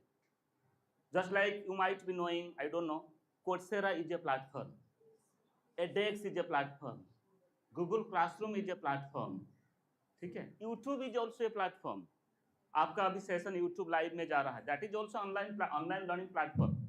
Accordingly, in 2017, Ministry of Education started in our country an online education platform, that is Swayam. And now you'll find that thousands of courses are under SWAYAM, and most of the courses are related to your program. BA program, BSc program, B.Ed program, agriculture program, nursing program, MBA program, BCom program, right? उसी programme में जो papers होते हैं जिसको हम course कहते हैं, right? छोटे छोटे 2 क्रेडिट का कोर्स, 4 क्रेडिट का कोर्स, 6 क्रेडिट का course, you will find beautiful courses are in SWAYAM. That's called as MOOC, Massive Open Online Course. ठीक है? And UGC is providing 40% credit transfer for online course. UGC कहता है एक programme यदि 100 credit का है, उनमें से 40% मतलब 40 क्रेडिट आप ऑनलाइन सोर्स से पढ़ सकते हो. The university will accept it. और बाकी 60% क्रेडिट जो है वो आपका यूनिवर्सिटी जहां पढ़ते हो वहां आप अर्न करोगे. So this is the website of SWAYAM, that is extending classroom beyond the walls, making quality higher education accessible, improving classroom learning by empowering teachers, diverse disciplines, infinite possibilities, and leading course providers. आगे बढ़िए. These are the national coordinating centers of SWAYAM. कहाँ SWAYAM चलता है? आप प्रश्न पूछोगे, SWAYAM तो हम करेंगे, हम कोर्स कहाँ चलाएं? हमें कौन फैसिलिटेट करेगा? प्रपोजल कहाँ सबमिट करें? आपको प्रपोजल कहाँ सबमिट करना होगा? Eight the national coordinating centre, just like AICTE, NPTEL, UGC, CEC, NCERT, NIOS, IGNOU, where I am from, IIMB, that is Indian Institute of Management Bangalore, NEET, then INI. So these are the 10 different institutions, national institutions in NPTEL. Yes, NPTEL तो है ना, second में है NPTEL. NPTEL is there. So ministry ने इन्हीं 10 institution को empower किया है कि ऑनलाइन कोर्स ना इसी सेंटर से ही चलेगा, राइट? आगे बढ़िए प्लीज. 3 कैटेगरीज का स्वयं कोर्सेस है. Category 1 that is the academic credit course, category 2 non academic credit course, category 3 is the self based course. इसमें एकेडमिक क्रेडिट कोर्स मतलब जो डायरेक्टली आपका प्रोग्राम का ही एक पार्ट है, और एकेडमिक नॉन क्रेडिट कोर्स है वो प्रोग्राम का पार्ट है पर वो क्रेडिट के साथ कुछ रिलेटेड नहीं है, that is for learning purpose. And third is self based course. कुछ कोर्स ऐसे दिया है, कुछ पब्लिक कुछ इंटरेस्ट एरिया को लेकर, जब चाहे उसे आप एनरोल हो सकते हो, आप उसे पढ़ सकते हो. मैं डिटेल नहीं जाऊंगा, there is the time constraint also. आगे बढ़िए. यहाँ दिया है कैटेगरी 1 में जो एकेडमिक प्रोग्राम रिलेटेड कोर्सेज जहां है वो NPTEL को दिया गया है, CEC को दिया गया, IGNOU को दिया गया, IIM बेंगलोर को दिया गया और INI को दिया गया. इनमें से कुछ इंस्टीट्यूट मैनेजमेंट रिलेटेड कोर्सेज करेंगे, कुछ टेक्नोलॉजी रिलेटेड क्वेश्चन करेंगे, कुछ प्रोग्राम करेंगे, कुछ UG और कुछ PG प्रोग्राम करेंगे. नेक्स्ट कैटेगरी सेकंड में जो नॉन क्रेडिट एकेडमिक कोर्सेज वो AICTE को दिया गया है, UGC को, साथ साथ में NEET को दिया गया है. Third next category 3 that is NCERT and NIOS. This is related to school education, right? NCERT को दिया गया है और NIOS को दिया गया है. तो आपका जिसमें इंटरेस्ट है, आप प्रपोजल कहाँ भेजोगे, आपको देखना है, उन्हीं को ही आपको प्रपोजल भेजना है. If it is related to school education और अंडर ग्रेजुएट प्रोग्राम और पोस्ट ग्रेजुएट प्रोग्राम और टीचर एजुकेशन, उसी इंस्टीट्यूशन को आपको प्रपोजल भेजना है. नेक्स्ट स्वयं चलता कैसे है, राइट? जैसे कि क्लासरूम में टीचिंग लर्निंग का approach, E tutorial, E content, discussion forum and assessment. But now it is, as per the revised SWAYAM 3.0, now it is a 6-component course. So what are the 6 components? That's called as multi-dimensional learning system. So what are these multi-dimensional? One is the e-tutorial. E-tutorial मतलब videos. जो YouTube में video आपको सब मिलता है, you will find video is one of the components. Second is e-content. E-content मतलब जैसे book आप पढ़ते हो, तो जो स्वयं पढ़ेंगे वो क्या पढ़ेंगे, वो लर्निंग मटेरियल भी कुछ आपको देना पड़ेगा. It may be in form of PDF, right? या दूसरे फॉर्म में भी आप उसे दे सकते हो, PPTs. Third interactive platform. Interactive platform मतलब that's called as the discussion forum, that you have to interact, you have to talk, you have to establish a type of interaction with the students through the system. Fourth, assessment. जैसे कि यहाँ आपका assessment होता है, स्वयं में भी assessment होता है through NTA, national testing agency. Then industry vertical, अभी this is the add on. Industry vertical ये कहता है हर कोर्स का कुछ इंटर्नशिप कंपोनेंट रहनी चाहिए, right, so that the students can do a type of field study and submit a report. So now academic program industry के साथ कैसे लिंक होगा? The next that's called as the blended learning ecosystem. एक question आता है कि आपने online में पढ़े हो यार, आप तो इतने ही अच्छा स्किल कॉम्पिटेंसी एक्वायर नहीं किया होगा, सो दैट्स व्हाई स्वयं ये भी जरूर सोचा है और इसे इंक्लूड किया है, that's called as blended learning ecosystem. If a group of students they want to come to the course coordinator, course instructor and have a face-to-face interaction like this, so now that is also possible. So face-to-face component भी इसमें जुड़ के in a blended approach. आगे आपको मैंने बता रहा था 40% यूजीसी ने दिया है 40% credit transfer. So this is the notification in newspaper में आया था, क्रेडिट ट्रांसफर फ्रॉम स्वयं कोर्स. स्वयं में यदि आप पढ़ते हो 40% क्रेडिट ट्रांसफर हो सकता है आपका रेगुलर प्रोग्राम को. Next, these are certain things that particularly I have done. तो मैं इसे आर्काइव यहाँ किया, शोकेस भी किया, I can say not for my own credit, but मैं चाहता हूँ थोड़ा डिसेमिनेट हो. इसमें कितने नंबर कितना लिखा है देखिए, ये कोर्स है that's understanding disciplines and subjects. BEd का कोर्स आप लोग सब पढ़ रहे हो, अंडरस्टैंडिंग डिसिप्लिन्स एंड सब्जेक्ट्स. आपके इंस्टीट्यूट में कितने स्टूडेंट है? 134, राइट. इसमें देखिए लर्नर्स एनरोल्ड लिखा है कितना? 3316. माने एट ए टाइम 3316 स्टूडेंट्स ये कोर्स परस्यू कर रहे हैं, पढ़ रहे हैं, right, across the country, and it is absolutely free. And I can say this is one of the popular course. Ministry has given the appreciation for this course, and in a session ये hit किया था 9500 enrollment in a session. Thank you. 9500 enrolment. किसी एक university का भी इतना face to face students नहीं होते, 3000 4000 5000 6000 स्टूडेंट होते. एक छोटा सा 2 क्रेडिट का कोर्स 9500 स्टूडेंट्स पढ़ते हैं. Just imagine. So minister has given the appreciation and I got, you know, IGNU has also conferred the best online course to this course, understanding disciplines and subjects. So I am the recipient of this award. Now in this session 3316 students have already enrolled, and now process is going on. Students, every day students are getting enrolling themselves. This is one of the course. मैं चाहूँगा particularly the students go through SOEM website and search teacher education courses. Go through it. Video को देखिए बेटा, बहुत अच्छा video है. National leaders, the national experts, they have developed the videos, right? वो आकर रिकॉर्डिंग किया है, उसे एडिट हमने किया और वो भी अवेलेबल है सबके लिए फ्री ऑफ कॉस्ट. नेक्स्ट, आपका क्लासरूम टीचिंग के साथ उसे आप जोड़िए. Second course you might be, it may be in your curriculum also, that's called as assessment for learning. It is in the third semester as per NCTE. Assessment for learning 1749 enrollment, right? Next, another course, contemporary India and education. It is also a B.Ed course, 1366 enrollment. Next, language across the curriculum. You have this course or not? Yes, 1335 enrollment. All these 4 are teacher education courses, B.Ed courses directly. Why not to take the benefits of it? हम लोग काफी मेहनत करते हैं, पढ़ो इसे, right? आप लोग पढ़ोगे तो हमें कुछ ज्यादा नहीं मिलेगा, हमें तो बहुत कुछ मिल चुका है. We are getting very handsome salary, ठीक है? जरूरी नहीं है, पर हम चाहते हैं नेशनल लेवल में काम करते हैं, कुछ चीजें हम अच्छे से करते हैं ताकि ये डिसेमिनेट हो, स्टूडेंट्स तक ये जाए, आप लोग पढ़े, इसका फायदा ले. यदि सर्टिफिकेट नहीं लेना है फिर भी एनरोल होकर उस वीडियो को वॉच करें. छिछुरे वीडियो देखने से अच्छा है कुछ एकेडमिक वीडियोस आप लोग देखें, राइट? वीडियोस यूट्यूब में पति पत्नी के बीच में जो सब चलता रहता है वही वीडियो तो देखते हैं, और क्या देखते हैं? बॉयफ्रेंड गर्लफ्रेंड के साथ, पति पत्नी के साथ, अनबनी, यही सब देखते हो, मजा लगता है. पर हमारी वीडियो भी तो देखी है.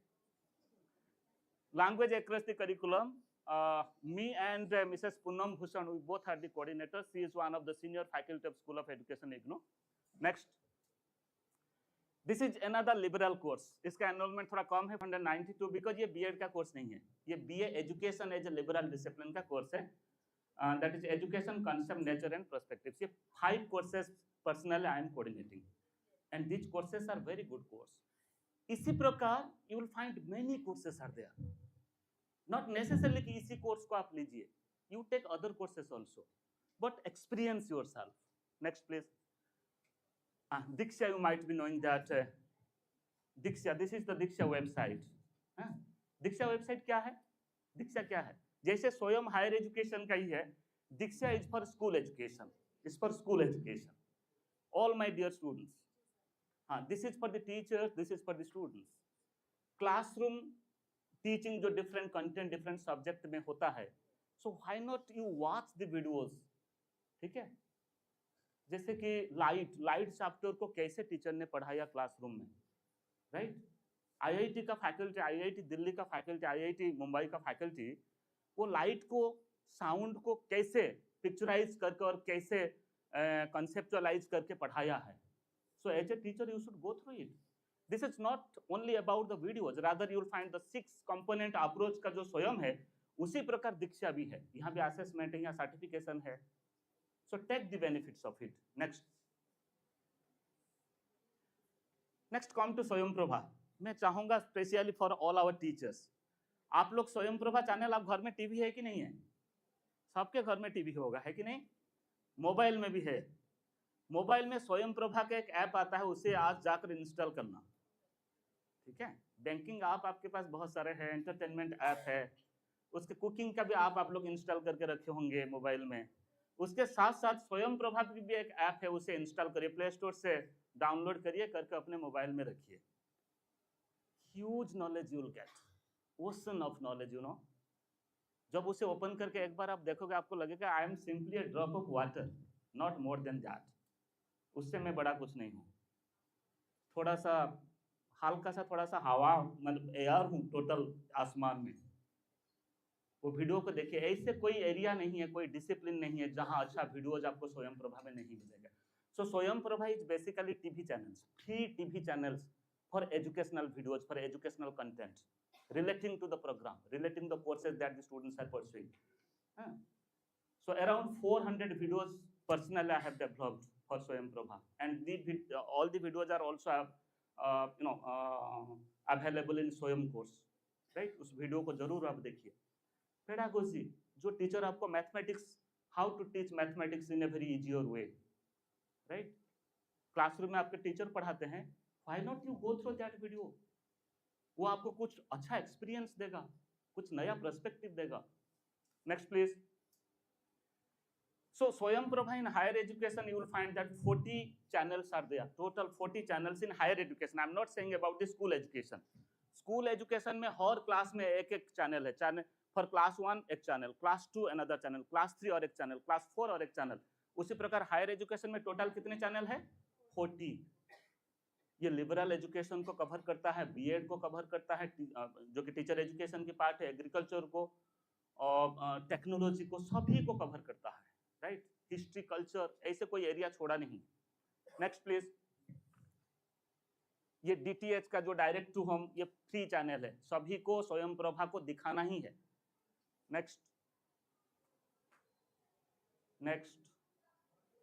These are few channels just आपको दिखाने के लिए.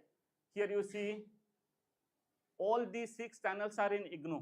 स्वयं प्रभा का चैनल अलग अलग इंस्टीट्यूशन को भी दिया गया है. IGNOU कितने चैनल मैनेज करता है? 6 चैनल्स among the 40. 40 में से 6 चैनल IGNOU में है. Channel number 11, 12, 13, 14, 15 and 16. ऑर्डर थोड़ा सा मिसमैच होता है, आगे पीछे होता है. 11 to 16. इनमें से एक चैनल है उसी चैनल नंबर 14, ये वाला चैनल जो है, that is State Open Universities and Gyan Darshan. So I am coordinating this channel. Swayam Prabha channel social science and humanities का है, बेसिक एंड अप्लाइड साइंसेस का है, स्किल एंड वोकेशनल एजुकेशन का है, कैपेसिटी बिल्डिंग एंड टीचर. इधर देखिए आप, channel number 15 that is capacity building and teacher education. आप लोग सब टीचर एजुकेशन का चैनल देखना और ज्ञान दर्शन का चैनल देखना, वहां भी टीचर एजुकेशन का प्रोग्राम जाता है. आप जानते हो, in my program I coordinate MA education program. I'm also awarded for that program. That program is the best program. It also got awarded by the university, the most popular master degree program. उस programme में, हाँ कौन सा बात मैं कह रहा था, capacity building and teacher education. हाँ, तो उस प्रोग्राम का जो स्टूडेंट्स का मैंने वाइवा लेता हूँ प्रोजेक्ट में, वो मुझे क्या कहते हैं पता है? सर हम पूरा एग्जाम में बैठे हैं सिर्फ एक ही कारण से। क्या कारण है? सर आपका जो यूट्यूब चैनल है, उस यूट्यूब चैनल का वीडियोज हमने देखा और उसी वीडियोज को देख के हम डायरेक्ट एग्जाम में बैठने के लिए आए हैं, and I got successful to complete my MA education program. सिर्फ वीडियो देख के वो एग्जाम दे दिया, but at the same time we develop quality material for the teachers, for the students. पूरा देश हमारा मटेरियल यूज करता है, इग्नू का जो क्वालिटी मटेरियल है। बट एक चैनल देख के स्टूडेंट्स कॉन्फिडेंस आ जाता है उनमें, वो आकर एग्जाम में बैठ जाते हैं। वेरी सिंपल सा फंडा है। आप लोग यदि कुछ नया अपैरेटस घर में लाए हो, नया गैजेट घर में लाए हो, एसी हो, आपका वॉशिंग मशीन हो, या आपका और भी कुछ, उसे यूज कैसे किया, नया गाड़ी लिए हो, बहुत सारे उसमें फीचर्स है, आप जान नहीं पाते हो कौन सा फीचर कैसे काम करेगा। आप यूट्यूब में जाकर लिख देते हो कि let this is Audi, let Audi आपने खरीद लिया, तो ऑडी में ये ऑटो सिस्टम कैसे काम करता है, यूट्यूब को जाइए, टाइप कर लीजिए, वीडियोज आ जाएगा, और वीडियोज को देख के आप सीख जाते हो। ये सुनो, तो उसी प्रकार we rely much on YouTube videos. Better एक स्टेप आगे बढ़िए, एकेडमिक डिस्कोर्स तक आइए, राइट। स्किल तो एक्वायर आप करिए ही, इंफॉर्मेटिव बनिए, साथ साथ एकेडमिक चीजों को महत्व दीजिए। Next, conventional and online learning कैसे होता है, कन्वेंशनल कैसे ऑनलाइन में इसे एक्सप्लेन नहीं करूंगा, आप सब जानते हो। Next, moving towards blended learning. सिर्फ ऑनलाइन में हम बंद नहीं होंगे। अभी यूजीसी सोचता है ये जो बीएड प्रोग्राम आप करते हो इसे ब्लेंडेड प्रोग्राम कैसे बनाया जाए, एनईपी भी वही कहता है, and most probably this is the futuristic. आगे जाकर आप देखोगे कि कुछ क्लासेस यही होंगे और कुछ क्लासेस उनको कहा जाएगा कंपल्सरी कि आप ऑनलाइन में करो। So that is the combination of online and conventional experiences, face to face and online experience, दोनों को ऐड करके कैसे आप बेटर लर्निंग दे सकते हो। तो इसका जर्नी इस प्रकार है, कन्वेंशनल से ओडीएल तक आया, ओडीएल से online, now we are talking about a mixed mode, दोनों मोड को साथ में लेकर कैसे हम बेटर एजुकेशन दे सकते हैं। Next, this is the intensity of blending. हम कितने मात्रा में ब्लेंडिंग कर सकते हैं, it depends upon my skill, my competency, right. हर कोई हर प्रकार के काम नहीं कर सकता, जितने आप इन्वॉल्व होंगे उतने नया चीजें आप सीखोगे। सो दैट्स व्हाई इंटेंसिटी क्या है, कितने क्रिएटिवली चीजों को आप कर पा रहे हो, राइट। कभी कभी आप देखोगे कुछ वेबसाइट अच्छे से चलता नहीं है, स्टूडेंट प्रॉब्लम फेस करते हैं, अरे एनरोलमेंट भी हो नहीं पाता, it is because of website ठीक से डिजाइन नहीं किया गया, उसका प्रोग्रामिंग ठीक से नहीं, उसका एफिशिएंसी कम है। So that's why online education का भी एक इंटेंसिटी होता है, it depends upon our online skills. Next, then let us come to LMS. What do you mean by LMS? Learning Management System. Just like online education platform, I can say Swayam is just like LMS. वो learning को manage करता है। कैसे manage करता है, आगे बढ़िए। These are the certain top 10 LMS. Top 10 LMS में यही आता है, इनमें से एक है Moodle. Moodle, हम ज्यादातर इंडियन जो है Moodle में रिलाई करते हैं, Moodle में हमारा प्रोग्राम भी बनता है, स्वयं में तो कोर्स बनता है, पर पूरा प्रोग्राम को करने के लिए तो एक अच्छा सा प्लेटफॉर्म चाहिए, that's called as the Moodle, and other platforms are also there. आगे, these are the basic components of LMS, that is e learning standard compliance रहेगा, मल्टी चैनल एक्सेस रहेगा, course management, content management, social and experiential learning रहेगा, calendar of activities, learning analytics, tracking and reporting, assessment and certification, anywhere learning, कहीं भी पढ़ सकते हो। LMS ये कहता है कि लर्निंग एनालिटिक्स उसका डेवलप होगा, वो आपको ट्रैक करेंगे। जैसे कि आज के दिन में मैं कहाँ हूँ, आप लोग जो फोटो उठाते हो, फोटो खींचते हो, नैक भी कहता है, यूजीसी भी कहता है कि जियो टैग करके अपने फोटो लो, ताकि पता चलेगा कौन इंसान किधर है, कौन सा एक्टिविटी कहाँ हुआ, राइट। उसी प्रकार जब एलएमएस के थ्रू एक ट्रैकिंग होता है, लर्निंग एनालिटिक्स होता है कि स्टूडेंट्स का प्रोग्रेस कैसे होता है, कितने परसेंटेज कंप्लीट किया और कौन से कंपोनेंट कंप्लीट नहीं किया। So all the data will be in your hand. Next please. ये एडवांटेज है, मैं आई am not going through it, ठीक है, एडवांटेज तो है ही, बहुत सारे एडवांटेजेस है। Next, this is OER common, OER Commons. आप लोग सब लर्निंग रिसोर्सेज जो यूज करते हो, हैव यू एवर थिंक ये कौन डेवलप किया था? कोई प्लाजियरिज्म इश्यू भी हो सकता है, कुछ सिमिलैरिटीज इश्यूज भी हो सकता है, राइट? आप कोर्ट केसेस में भी फंस सकते हो, कहाँ से कॉपी करके कहाँ पेस्ट कर लिया और अपना रिसर्च पेपर पब्लिश करा लिया। सो that's why open educational resources से कंटेंट लीजिए, वो आपको फ्री ऑफ कॉस्ट में और फ्री ऑफ लाइसेंस आपको देता है। वो कहता है कि यूज करो, पब्लिश करो, there is no problem, but explore it कहाँ है? So explore, create and collaborate, यहीं से आप कंटेंट लीजिए जो कि एकेडमिया के लिए कंटेंट बनाया गया है। नेक्स्ट, सो OER में भी ये full course material, modules, text book, audio video, text and different types of tools also that we use in assessment, in research.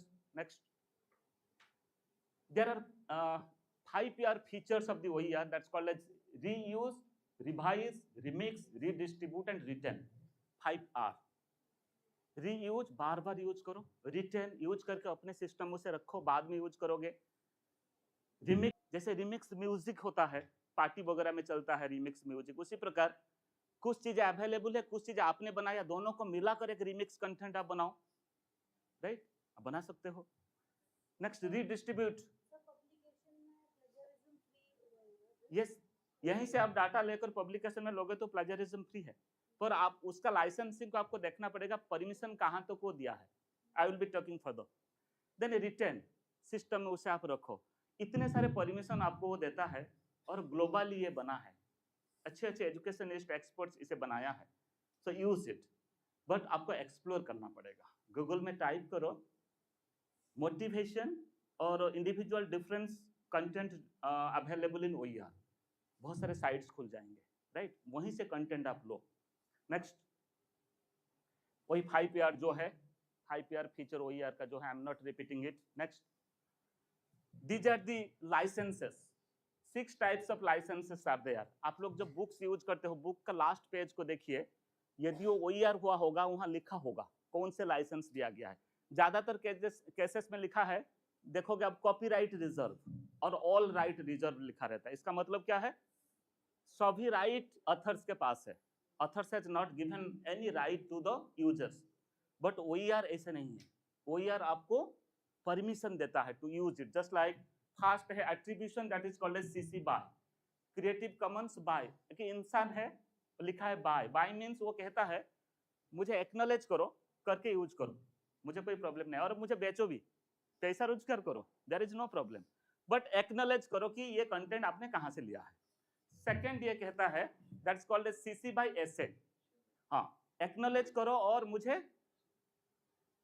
जब शेयर आप करोगे, यदि कुछ चेंजेस आप करते हो, कंटेंट में कुछ चेंज कर दिया, कुछ डिलीट, कुछ एडिशन आपने कर लिया, तो जो लाइसेंस पहले दिया है उसी लाइसेंस देकर आप शेयर करो, लाइसेंस को हटाकर आप शेयर मत करो।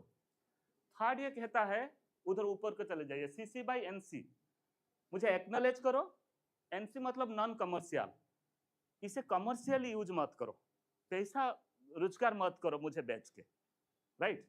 Non commercial. फोर्थ ये कहता है, CC बाय NC ऐसे, मुझे एक्नॉलेज करो, कमर्शियल यूज मत करो, और यदि कुछ चेंज करते हो, शेयर यदि करोगे, तो उसी लाइसेंस देकर मुझे शेयर करो। मुझे मतलब मैं नहीं यार, मुझे मतलब मटेरियल का बात कर रहा हूं, जो रिसोर्सेज का बात कर रहा हूं, मुझे मुझे मत बेचना।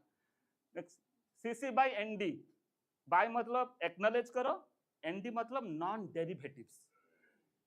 आप देखोगे उसका सिंबल है कि इज इक्वल टू होगा within a circle, that's called as non derivative. Non derivative का मतलब क्या है? वो आपको, मैडम अभी पूछ रहे थे आप, वो आपको परमिशन नहीं देता कि कुछ चेंज करने के लिए, you can not make any change. तो OER हमेशा 100% फ्री नहीं होता, ये भी कहता है कि विदाउट चेंज करके आप इसे शेयर करो, इसे बेचो, नो प्रॉब्लम, कमर्शियली भी यूज करो, पर चेंज नहीं कर सकते यदि इस प्रकार का सिंबल है, ये वाला सिंबल यदि है ND। Then CC by NC and ND, acknowledge करो, नॉन कमर्शियल यूज होगा, कोई चेंज नहीं होगा। तो आपको देखना पड़ेगा, जहां जहां ND है, एक्सपर्ट उसे मानते नहीं है कि this is a good OER, जहां ND नहीं है, they are the good OER। ND मतलब आपको कुछ चेंज करने के लिए परमिशन नहीं दिया। How can you say that knowledge is fix? Knowledge is ever dynamic, ever changeable, knowledge change ही हो सकता है, एड ऑन हो सकता है उसमें। Next please. इसका जो OER सिंबल है आप देखिए, least restrictive to most restrictive तक गया है। PD is the public domain, then CC by SA, CC by NC, CC by NC and SA, और लास्ट को मोस्ट रेस्ट्रिक्टिव में दिया गया है जहां ND है। 2 लाइसेंस में अमंग द 6 लाइसेंस जो टोटल है उनमें से 2 लाइसेंस में ND है, CC by ND and CC by NC and ND। और पूरा लास्ट को ऑल राइट रिजर्व, ये सबसे इजी है, लिख लो। ऑल राइट रिजर्व मतलब कोई कुछ छेड़खानी उसमें नहीं कर सकते, पर वो OER है ही नहीं है। नेक्स्ट, इक्विटी एंड इक्वालिटी, बहुत सारे चीजें हमने बात कर चुके हैं, शायद यही डिफरेंस है। पिक्चर को देख के शायद समझ आ गया होगा आपको, what is equity and what is equality. Can you say that equity and equality are same? It is different. whether equity help to achieve equality or equality help to achieve equity? Equity help to achieve equality। आप देखिए इधर 3 children are there, ये equality है क्योंकि match हो रहा है, तीनों का टेबल का साइज सेम है, बाउंड्री का हाइट भी सेम है तीनों के लिए, बट उनमें से 2 ही बच्चे, फर्स्ट बच्चा जो है अच्छे से देख पा रहा है, सेकंड जो है किसी प्रकार मैनेज कर पा रहा है देखने के लिए, पर थर्ड बच्चे क्या कर रहा है वो कुछ नहीं देख पा रहा है। आप भी देखे होंगे जहां से नुक्कड़ नाटक होता है रास्ते में जाते जाते, कोई छोटे छोटे बच्चे हैं वो आपका पैर की हाइट की है, वो देख नहीं पाता है, और अच्छे पेरेंट्स है तो क्या करते हैं उसे उठाकर कंधे में बैठा देते हैं, और कुछ है तो नजर नहीं आता, पीछे चले जा मुझे देखने दे पहले, वो बेचारा ऐसे ऐसे करता है कहीं थोड़ा सा दिख जाए उनको। सो दैट इज, आप कहोगे इक्वालिटी है भाई, ये नुक्कड़ नाटक हो रहा है, हर कोई आकर ओपनली देख सकते हैं, पर उनमें से बहुत है जो डिप्राइव्ड है, जो देख नहीं पाते। So how can you manage them? यहाँ आया इक्विटी। हमने क्या किया, जो सबसे छोटा बच्चा था एक टेबल के जगह में 2 टेबल लगवा दिया, और जो मिडिल में था जैसे था वैसे ही है, इधर जैसे था वो इधर है, क्योंकि वो मैनेज कर पा रहा था, देख पा रहा था। और फर्स्ट बच्चे का टेबल हमने हटा दिया, उनका हाइट ज्यादा था, बिना टेबल में भी देख सकता है। So now we can say that that is the equity. हमें लगता है कि हम इक्वालिटी, सबको समान ट्रीटमेंट दे रहे हैं, शायद समान रूप में सबका डेवलपमेंट होता होगा, it is not like that. We have to find out कौन डिप्राइव है मेरे क्लासरूम में, and to identify those group of students, और उनको कैसे हम फैसिलिटी प्रदान करें, कैसे सपोर्ट करें, so that they will also feel that they are also part of the mainstream, और उनको mainstream को लाना है। सेकेंड एग्जाम्पल है, इधर देखिए एक टीचर बैठा है, एक टेस्ट दिया है। टेस्ट क्या है? I think it is very common example might be, yes, ये रेसिंग, ये रेसिंग नहीं है, ये चढ़ना है, आपको पेड़ के ऊपर चढ़ना है। और किसको किसको दिया है ये टास्क? ये you see, one bird is there, then one monkey, then penguin, elephant is also there, then one fish, then seal, then a dog। ठीक है, this is called as individual difference। सभी का स्ट्रेंथ एक ही जैसे होता है क्या? यदि कहा जाएगा टू क्लाइंब द ट्री, सामने एक ट्री है, कौन चढ़ जाएगा उसमें? बंदर तो ऐसे ही चढ़ जाएगा, पर हाथी तो नहीं चढ़ पाएगा, मछली तो नहीं चढ़ पाएगा, राइट? बर्ड उड़ के चला जाएगा, चढ़ जाएगा वो, राइट? सो यदि इस प्रकार का सिर्फ सेम एक ही टेस्ट हम यूज करेंगे, वैराइटीज नहीं लाएंगे, क्या सभी को फायदा हम दे सकते हैं? नहीं दे सकते। और इसमें जेंडर भी आता है, but I am so happy, so happy. यहाँ जेंडर यदि देखूंगा मैंने, देखिए ये जितने सारे चमचमाते हुए चेहरा मुझे दिख रहा है, राइट, ये मैं कहूँगा जेंडर डिस्पैरिटी तो है ही जरूर हियर इन टीचर एजुकेशन। हम जेंडर का बात करते हैं, पर डिप्राइव्ड होकर हम जेंडर को एड्रेस करते हैं। We feel that we are deprived. It is not like that. This is for humor only, positive humor. You go to IIT class, right? You go to IIM class, Indian Institute of Management. पहले लड़कियां नहीं आते थे technology में, BTech में नहीं आते थे। आज के दिन में जाओ देखो 50-50, nearly it is 50-50. Take the board exam of every state, हर स्टेट का बोर्ड एग्जाम का रिजल्ट आप देखिए, यूनिवर्सिटी एग्जाम का रिजल्ट देखिए, you will find how many लड़की, how many girls are topper. Yes, get the IAS result, UPSC का जो रिजल्ट निकलता है उसमें आप देखिए, you will be so happy. Doctor Sangeeta ma'am ने फिर भी रखे हैं gender, I happy that gender parity should be there, but I consider in a different way. हमने, but this is not the clear picture what I am saying. जो visible है उसी picture को हम डिपिक्ट करते हैं। Go to the remote areas, go to the rural areas. आपने सब एक मूवी देखे होंगे मिसेस, कौन कौन मिसेस मूवी देखा है, हाथ उठाइए। It is in G5 OTT platform. Mrs कौन देखा है, हाथ उठाइए, अच्छे से हाथ उठाइए ना, 1 2 3। एमंग द टीचर्स आपने देखा है, आप लोग नहीं देखे हैं। क्या है मतलब मिसेस में क्या उसका मैसेज क्या देता है? हमें लगता है कि हम इक्वल ट्रीट करते हैं महिलाओं को, बट इक्वल ट्रीट हम नहीं करते हैं। यस, आप लोग थके होकर जब घर जाते हो, कोई आपको ऑफर करता है एक गिलास पानी, खुद ही जाकर फ्रिज खोलते हो, पानी लाकर पीते हो, बट आपके हस्बैंड जब बाहर से काम करके आते हैं, दौड़ भाग करके जाकर उसे पानी पिलाते हो, लो लो पहले पानी पी लो। Why it is so, why it is not reverse? So मुझे लगता है आज जाकर आप इंप्लीमेंट करोगे इसे। Just you observe. कुछ कहना चाहते हो आप?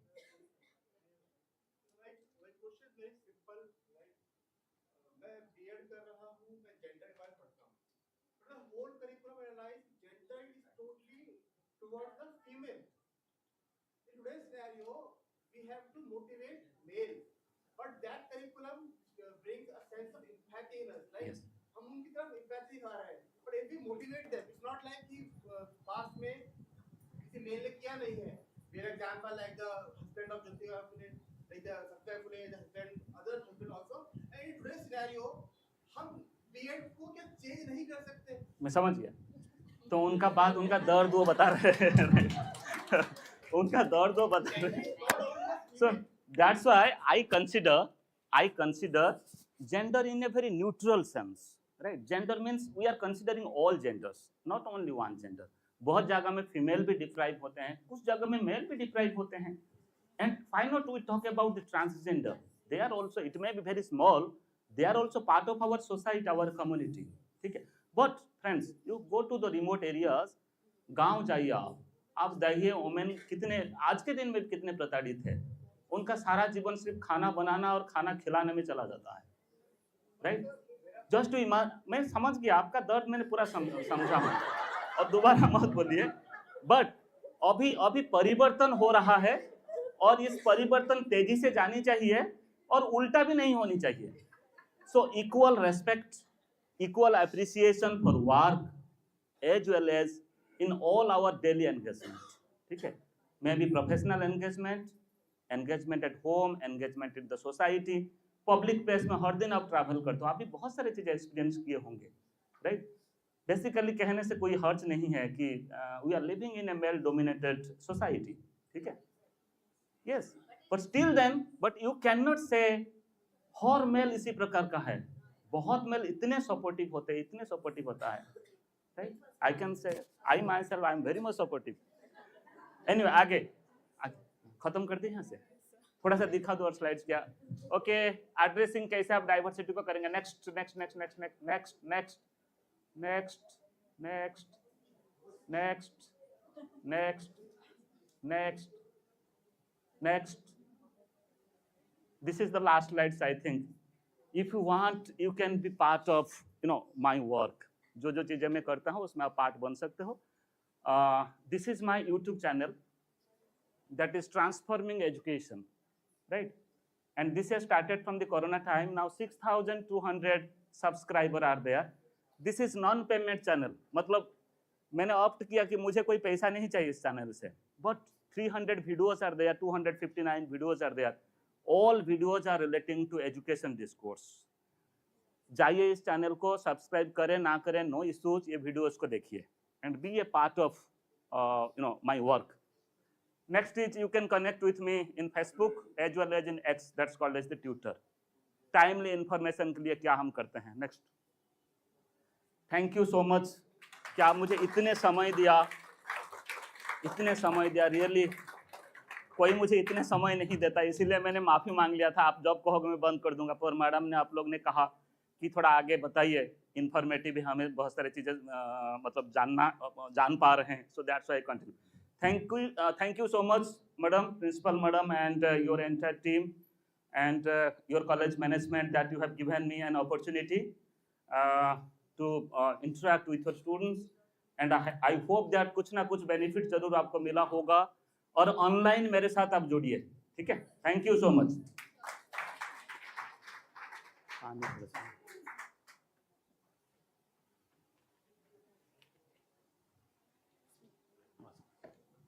Thank you so much, sir. Mic कहाँ पे है?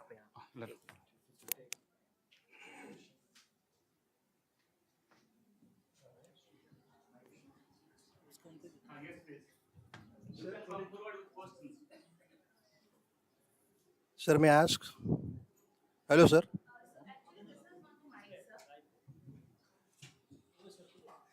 Sir, I am having few small questions. So actually, this is not a mic. This is for recording only. You can ask directly. Sir, may I ask small questions? Yes, sir. Those may be silly, I think. बेवकूफ सवाल हो सकते हैं. First question is that what will be the status of AICT when the HECI will come into existence? Then what will be about the NBA? NPA. National Board of Accreditation. Okay. Now we are going through the NAC, Yes, sir. which comes under UGC, Yes. but the NBA comes under AICT. So what will be its status at that time when HECI will come into existence? Okay, sir. You know, sir, this it will just like an university. How we function in a university. In a university, you will find different decision-making bodies are there. Academic council होता है, board of management भी होता है, board of studies भी होता है, right? And different departments भी होते हैं. Social science, it is like that. Top में रहेगा आपका HECI, Higher Education Commission of India, and under that commission ये सब एक एक डिपार्टमेंट रहेगा. मैं ये नहीं कहता कि AICT हट जाएगा, NCT हट जाएगा. NCT will be just like a department. And whatever NCT will do, अभी NCT इंडिपेंडेंटली करता है. हाँ, वो खुद ही तय करता है कि कौन से कॉलेज को जाना है, किसको परमिशन देना, किसको परमिशन नहीं देना, राइट. बट उनके ऊपर भी एक रेगुलेटरी आ जाएगा, that is the HECI, higher education commission of India. तो जो भी वो काम करेंगे तो उन्हीं के नजर में रहकर वो करेंगे. बट NCT रहेगा, AICTE रहेगा, और बाकी जितने सारे रेगुलेटरी बॉडीज आप कह रहे हैं वो रेगुलेटरी बॉडी सभी रहेगा. कुछ हट नहीं जाएगा. बट उनका जो स्टेटस है, अभी हम कहते हैं national council, NCTE, national council for teacher education. Council एक बहुत बड़ा चीज होता है, तब वो रह जाएगा. हो सकता है हम उसे NCT ना कहे, टीचर एजुकेशन डिपार्टमेंट, इस प्रकार कुछ हम कहें. That I don't know what will happen in future. But काम थोड़ा सा फ्लेक्सिबल होगा, लचीला होगा, और इंस्टीट्यूशन के लिए जितने पैरामीटर्स अभी है, कुछ पैरामीटर्स में कमी आएंगे, और इजीली कैसे काम हमारा हो जाए उसके ऊपर ही एम्फासिस दिया जाएगा. बट कुछ भी चीज हटेगा नहीं तो फिर HECI अकेला कर नहीं पाएगा. HECI will not able to manage the entire system, the entire country. हमारा देश बहुत बड़ा है, so far as our education system is concerned. तो यही है proposed है. We have to wait at least for next 1 year कि क्या होता है, इसका रूप कैसे, इसका स्वरूप कैसे होगा. Sir, एक और दूसरा छोटा question. What is this open university? Open university and this other university, how they work? Open university, they have their, just like university, they have their own ordinance, they have their own board of studies, they have their own academic council. They follow all the regulations of UGC. UGC says that, and NEP says that all degrees that we provide to our students, face-to-face degrees and ODL degrees, that is at par. At par means, so far as the status of the program is concerned, both are the same status program. Mode is not a matter. If you have studied in ODL or if you have studied in face-to-face, the status will be the same. And curriculum is the same, but media will be different, mode of transaction will be different, right? Okay, sir. Thank you. Last small question, sir. There are two universities, Open University, Urdu University at Hyderabad, and Sanskrit University at Mathura, Yes. Uttar Pradesh. So these are dealing with the languages, and on their website they show the matter whatever is there regarding that university only in English. Why You- don't use the You are Urdu talking about Manu, Manu and Maulana Azad National Urdu yes, University. and It is in Hyderabad. Central University Sanskrit. Okay. Central, You see, Sanskrit. in Manu, this is just to promote language, Urdu language. It is not only the program is in Urdu. Rather, you will find B.Ed program is there. So both the mediums are working, English as well as Urdu. The students who want to pursue their program in Urdu language, so they can pursue. This is just to promote the Urdu language, but you can say that all programs are in Urdu. ठीक है, inclusive है. That university is also somehow inclusive. Multilingual practice they also do. But उनका जो constitutional obligation है just to promote the language, it may be Sanskrit, it may be Urdu, right? It is happening.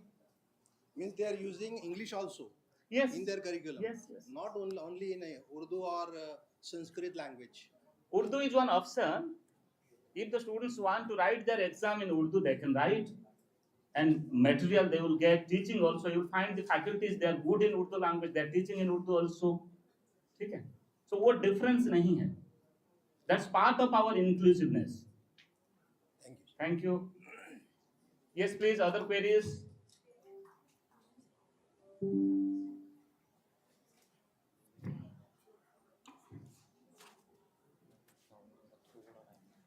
Thank you so much, sir, for your informative and interactive session.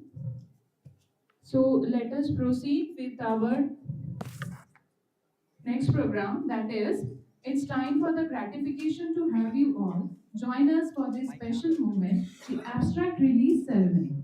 We celebrated the culmination of hard work, dedication, and intellectual effort that has gone into creating and curating the abstract for Scholarly Research Journal for Interdisciplinary Studies, that is SRJIS. These abstracts represent the cutting edge research and valuable insight that we have been fortunate to witness, and now it is time to officially release them to the public. To begin this significant occasion, I invite our dignitaries to come forward and grace the stage with their presence and proceed with abstract release ceremony.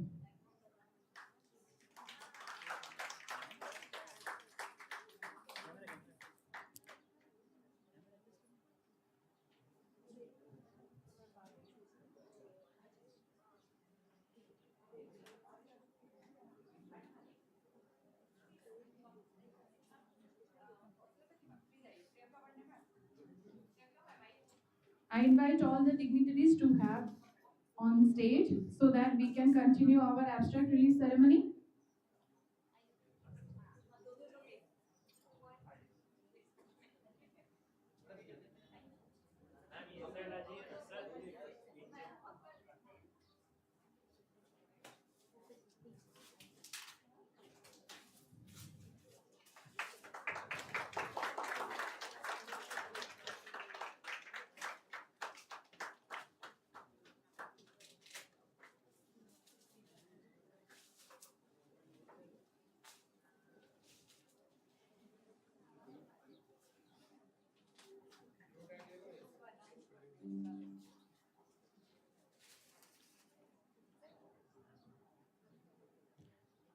This is the journal from Scholarly.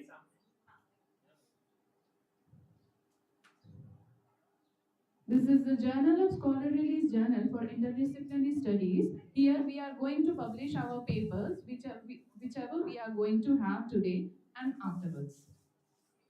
Thank you so much, our dignitaries. Please have your seats. Behind every successful institution stands a dedicated and visionary management team that work tirelessly to create an environment of learning. Although Sir may not be with us in person, we are truly grateful for his virtual presence and feel fortunate to benefit from his wisdom. Let's have his insightful speech. I request to play the speech of our treasurer, Dr. Razin sir.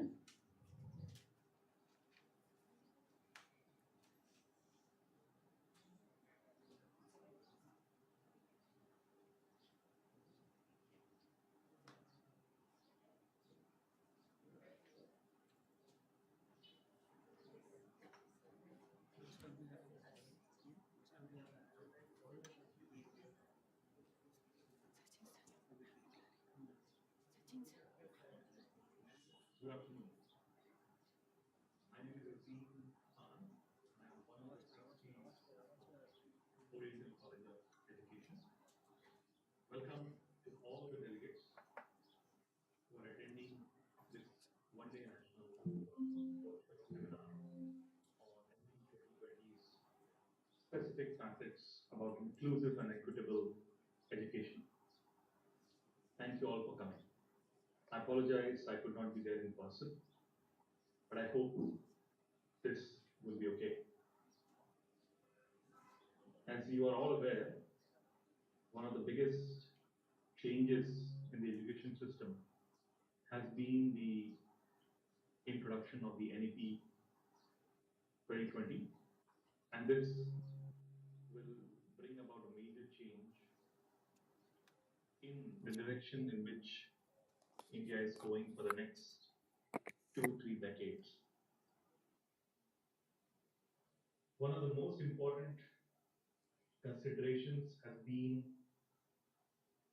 in this policy to have as much access to education as possible, and that means that for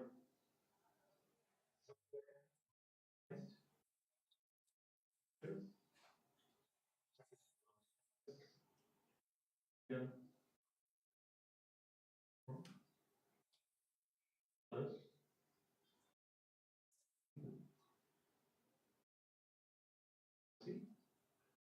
and make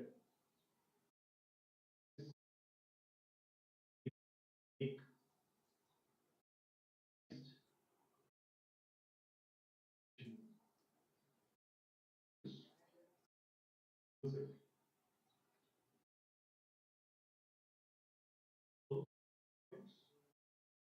There are this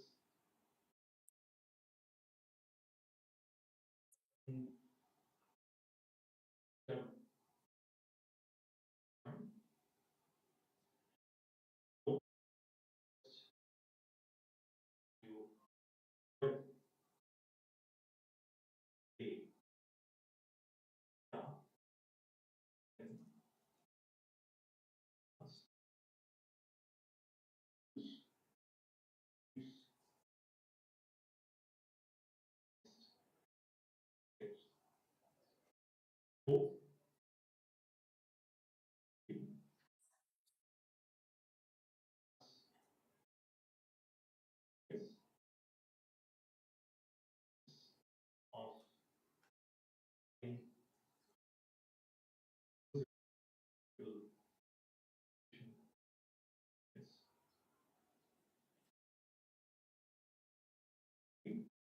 hope.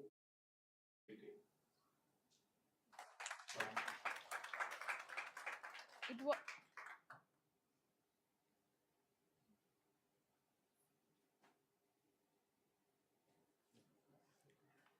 It was an honor that to announce that Sir is a distinguished IT expert, and we are really fortunate to have him and benefited from his knowledge. Now, ladies and gentlemen, it's time to take a small break, and we will have our lunch. I request our dignitaries to get refuel and refresh for our technical session 1. And I request Amol Ubale sir to chair the chair as a chairperson for technical session 1. We will be back in half an hour, ma'am. Okay, means by 2 o'clock. It will be great if we get back by 2 o'clock so that we can start fresh and we will sum up then. Thank you so much. Please go. We can proceed for lunch.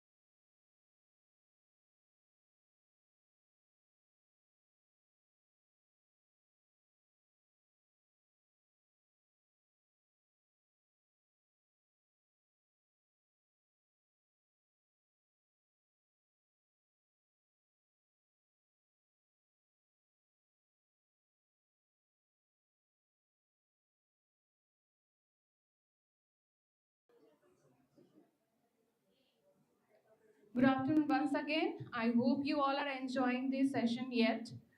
Now it's time to start our technical session. Due to time constraint, we have not divided the session in two parts. We will be doing it in only a single part, means it will be technical session only, not 1 and 2. So, not wasting more time, let me invite our presenters. So first, for our first presentation, there is Dr. Sandhya Sushil Sarvade ma'am, on the topic of role of higher education in gender sensitization. I request ma'am to please present and start the presentation. Thank you, ma'am.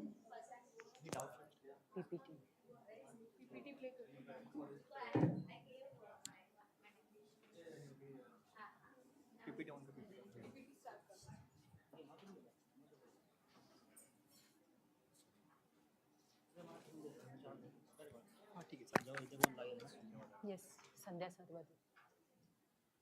Role of education.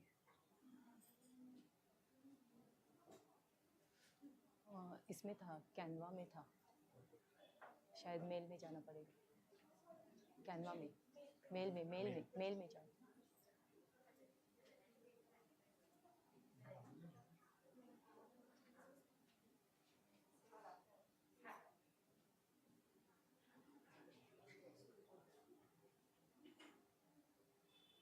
हाँ, संध्या Sarvade.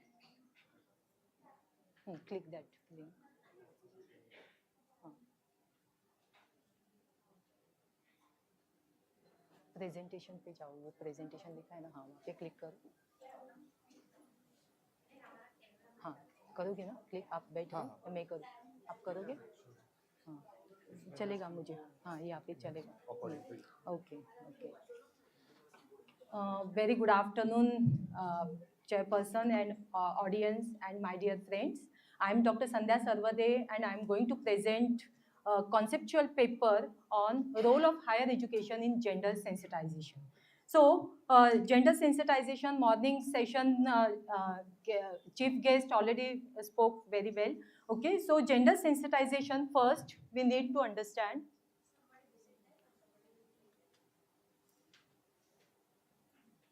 You just click there. Okay. So gender sensitization refers to the process of developing an awareness and understanding of gender issues, discriminations and stereotype roles. So it explains men and women with other extensions and helps to generate respect for the individual regardless of sex. So in our Indian society, if you see the gender discrimination, so morning sir said that when we talk about gender equality, we're giving more emphasis on women empowerment and women enrichment. So if you see in Indian culture, if, understanding gender roles and stereotypes in Indian society, men have typically been expanded to the breadwinner, decision maker and protector of the family. And while women have been confined to the role of caregiver, nurture, homemaker, helper, and obedient wives. So, not doubt there has been a lot of changes regarding the status and rights of the women, but still we are facing lots of problems. And because of that, we need to understand what is gender sensitization. So the role of higher education in gender sensitization extends beyond the classroom. Universities influence societal norms and policies, shape future leaders, and contribute to the overall socio-economic development of the nation. Higher education institutions involve educating individuals about the importance of gender equality and equipping them with the strategies to challenge discrimination. So let's see, next slide please. Let's see why is gender sensitization is important. So here I have given few pointers. So first one is why should we understand and why should we learn gender sensitization. So first, gender sensitization help us to understand the difference between sex and gender. So sex, generally we talk about the biological difference, male and female. And when we talk about gender, gender comes male, female, transgender, gay. All these criteria also comes under gender. So when we learn gender sensitization, we need to think about different types of genders, and we should be sensitized with them. Okay, second pointer is gender sensitization helps promotes gender equality. Yes, gender equality means it helps people understand and challenge gender stereotypes. In India, there are different roles for men and women, right? Most of the time, decision making and very important things we need male person, right? आपके घर में भी देखा होगा कोई भी important decision होगा तो फादर वो डिसीजन लेते हैं, whereas women का रोल बहुत ही सेकंड जैसा होता है. So here, when we learn gender sensitization, we will promote gender equality. We'll see both men and female, men and women equally. Then third one is prevent violence. So gender sensitization can help prevent gender bias-based violence and discrimination. Then it promotes empathy. It can help people develop empathy and respect for other regardless any gender. Improves economic growth. Gender sensitization can also help reduce poverty and improve economic growth by recognizing women's contribution and creating equal opportunity for the women and men in the society. Okay, next slide please. Now we are talking about gender sensitization. So let's see, look at India's performance in the Global Gender Gap Report 2024. This is latest report. And what is Global Gender Gap Report? So this is a report by the World Economic Forum that measures gender inequality in 146 countries. It takes progress over the time with the few key pointers, that is economic growth, then health issues, then equal opportunities. So based on this report presented. So if you see the India's position, so India has closed 64.1% of its gender gap as in 2024. This is latest report.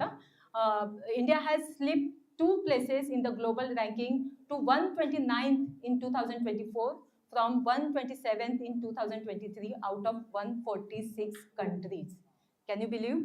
Okay, and economic parity, India is among the countries with the lowest level of economic parity, with less than 30% gender parity in extreme earned income. So here we are seeing the gap between gender. Okay, education attainment, India showed the best gender parity in secondary education enrollment. So India is doing good in education field. Political empowerment, India ranked 65th globally in political empowerment of women. Women's representation in ministry position only 6.9%, and in parliament 17.2% remains very low. So now you come to know the India's performance in gender discrimination or gender sensitization. Next slide, please. Now, when we talk about gender equality, gender sensitization, then of course Indian Constitution of India plays a very important role. So the Constitution of India clearly promotes gender equality through various articles, and I have mentioned few here. So for example, Article 14 gives equality before law for women. Article 15 talk about discrimination against religion, race, caste, sex, place of birth. Article 15.3 to make any special provision in favor of women and children. Then Article 16 talk about equality of opportunity for employment or appointment. Article 39 securing for women and men equally the right to an adequate means of livelihood. Then Article 39A talk about to promote justice on the basis of equal opportunity and to provide free legal aid by suitable legislation or scheme. And Article 42 to make provision for securing just and human condition of work and for maternity relief. So there are so many articles given in our Indian institution, but how many of you know all these articles? Right? So when we talk about gender sensitization, that time we should know all these provisions given by Indian Constitution. The second part is government policies. Along with constitutional provision, we have government policies and schemes for gender equality. For example, in education, there are 3 parameters: education, employment, and protection. So in education, Beti Bachao, Beti Padhao, You must have heard this, no, scheme. Then Sarva Shiksha Abhiyan, this is very well-known scheme. Right now India is coming up. Then Kasturba Gandhi Balika Vidyalaya. Then employment, for employment purpose, Mahatma Gandhi National Rural Employment Guarantee Act 2005.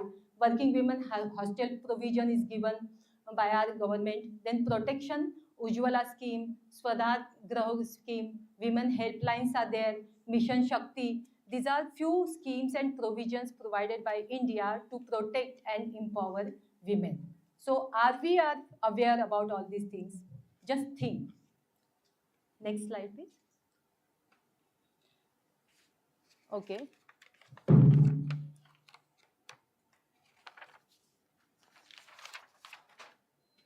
So next is NEP. Our seminar topic is NEP. So how can I forget this? Okay. So what is the role of NEP 2020s in gender sensitization? If you check NEP framework, in that gender sensitization is very important aspect given in that framework. So NEP 2020 is focus on gender sensitization and gender. So there are key pointers. For example, address gender disparities in education, promote respect for gender diversity, create a more inclusive and equitable education system. Okay. Then ensure that no child is left behind in terms of education opportunity, eliminate any remaining disparity in access to education for children for any gender. So in NEP 2020, give more emphasis on child education as well as women empowerment. Next slide, please. Okay, now come to the main part of my article, that is the importance of gender sensitization in higher education. So higher education means degree level education. Okay, so how can we promote gender sensitization in higher education? If you think, most of the time we think if gender sensitization to primary level से होना चाहिए, right? At home ये शुरू होना चाहिए. So higher education में हम gender sensitization कैसे promote कर सकते हैं? So yes, of course, we should promote gender sensitization. Why? Because it's promoting equality and social justice. Equality and social justice means what? So gender sensitization helps to create a more equitable and inclusive environment where all individuals, regardless of their gender identity or expression, feel safe, respected and valued. For that, we need to understand gender sensitization. Empowering individuals, gender sensitization empowers individuals to recognize and challenge gender stereotypes and biases of their own lives. It equips them with the knowledge and skill to promote promoter of gender equality and to promote positive social change. Then develop critical thinking skills. So through gender sensitization, we can inspire students to think critically about gender roles and power dynamics. Okay, then it helps them to question traditional assumptions and to develop a more understanding of gender realities. So if you see, there are gender roles has been changed slowly. You can see social media, movies, okay, advertisement. You can see that gender role has been changed slowly, and society is also accepting that. Okay, then creating future leaders. Okay, so that gender sensitization is responsible for educating future leaders in various fields. Gender sensitization ensure that these future leaders are aware of gender issues and committed to promoting gender equality in their workplace and community. Then only we can create gender equal society. Next slide, please. Now, the role of higher education in gender sensitization. I have put short framework.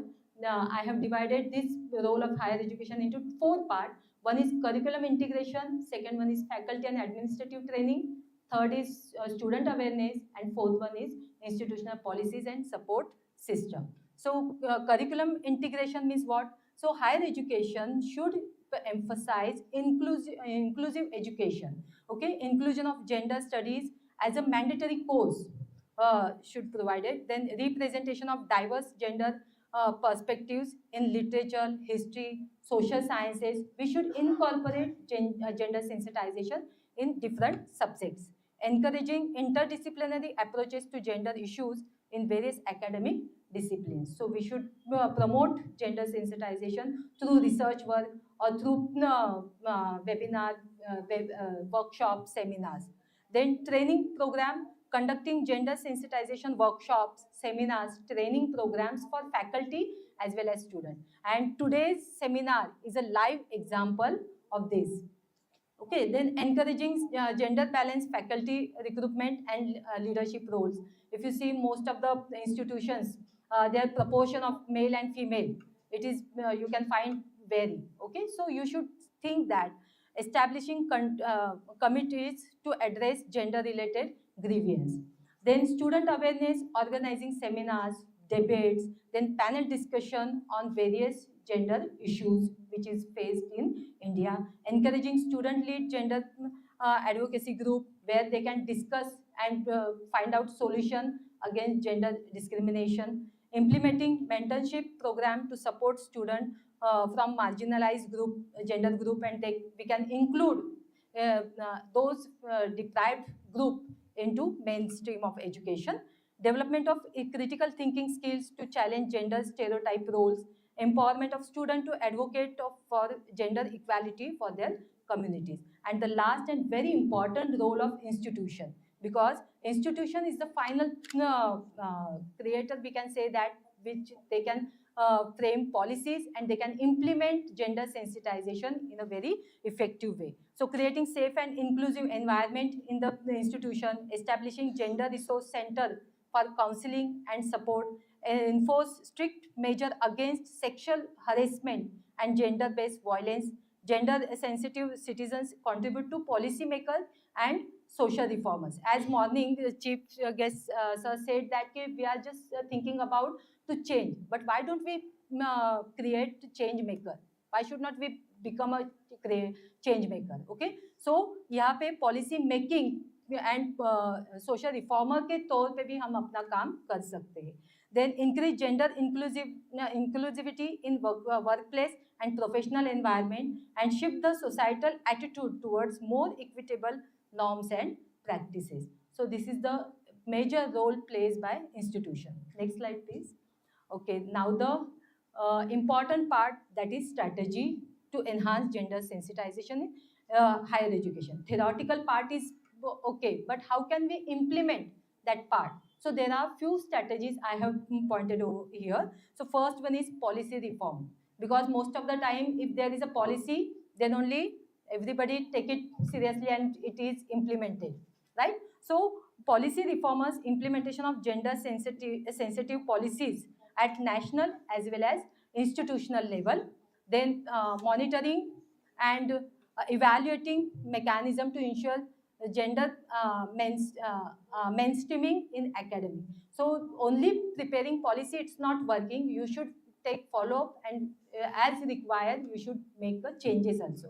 Then capacity building, regular gender sensitization training program should be organized for students as well as teachers, encouraging collaboration with gender experts and organizations so that thought process and thought exchange will be done. Then student lead initiative should be there, inclusive pedagogy, adopting a gender neutral language in teaching materials.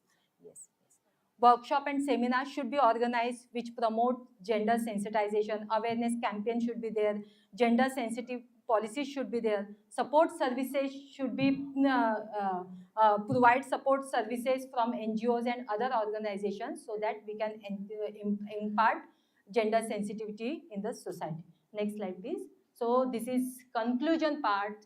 Here I have written gender equality must become a lived reality. Okay, so higher education plays an essential role in shaping a gender sensitive society. By integrating gender studies into curricula, training faculty, and fostering inclusive policies, universities can significantly contribute to gender equality and we can become a gender equal society. So why not we become a change maker? So thank you so much.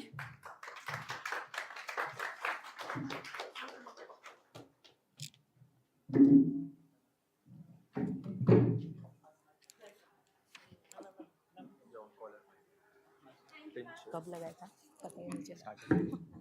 Thank you, ma'am, for sharing why is gender sensitization so important and how we can be a change maker always, and always to be aware where we stand globally. I would like to now invite Dr. Avni Kanakia to share her view.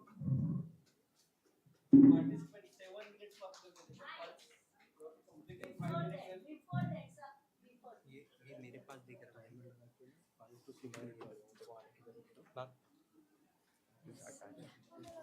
कहाँ से है?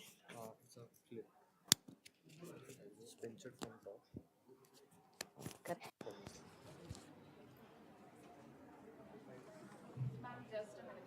Yes. No, you just stand here. I just want that please take only PPT. 5 minutes as we are in Huh? constraints so that we can sum up and everybody will get time. Okay? Thank you. Yes, yes.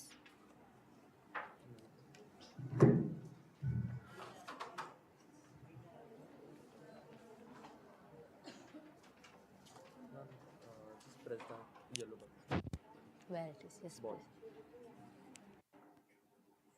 Okay. Yeah, I'm Dr. Avni Kanakia. Today's my title is Integrating AI with Indian Yoga System with Chakra. A holistic approach to well-being and knowledge dissemination. Now here we know in this inclusive education, yoga is a one part of our syllabus or curriculum. It is an inclusive only we can say. It is through the NEP 2020, yoga education is very important for your healthy mind with healthy body. It's really very important. Now, next slide. Here, this is our outline is AI in yoga. AI means everyone knows artificial intelligence. How we incorporate this yoga with AI system. Today agenda is that only. And after that, chakra alignment. We have 114 chakras in our body. Mainly we work 7 chakras. We know that. We will do a work on that. Personalized yoga. It is a typically we are on video, personalized tutor, or we can on YouTube we are seeing the yoga. Sometimes it is correct and sometimes it is not. Then after that, biofeedback. Biofeedback means what? It is nothing but this is a AI how it is monitored. We have smartwatch, we have sensor mat, we have many in gym we are going. There is a treadmill is there. There is a digital it is there. Digital technology it is a feed it is there. It is monitor our activities. So here we will present that only. So today we are going to I will present that only AI ethics and virtual yoga. Next slide. Now here it is a yoga is profound. It is a integrate the mind, body and soul. As we are aware about rooted ancient yoga. Everyone knows about yoga, yes? Everyone knows about yoga. What is ancient yoga? Definitely, everyone knows. And we are implementing also like pranayama, some asanas. But how we incorporate with the AI is very important. Nowadays, we are in the technology world. We know we have rooted with our rituals and everything. But with the advanced technology, we have to proceed further. So here, how it is? So here we can say yoga is a profound discipline, integrate the mind, body and soul, rooted in Indian tradition. Then chakras, just now I said the 7 energy center within our body. It is situated, where it is situated? On spine, not in front, it is on back. So here are crucial in maintaining holistic well-being. Then AI has the potential to revolutionize yoga by providing real-time feedback, analyzing physical and mental states. It is a biofeedback. That's why it is called biofeedback. Means immediately you get the feedback. There is not to wait for say another day कि today मैंने practice किया तो उसका result मुझे कैसे पता चलेगा?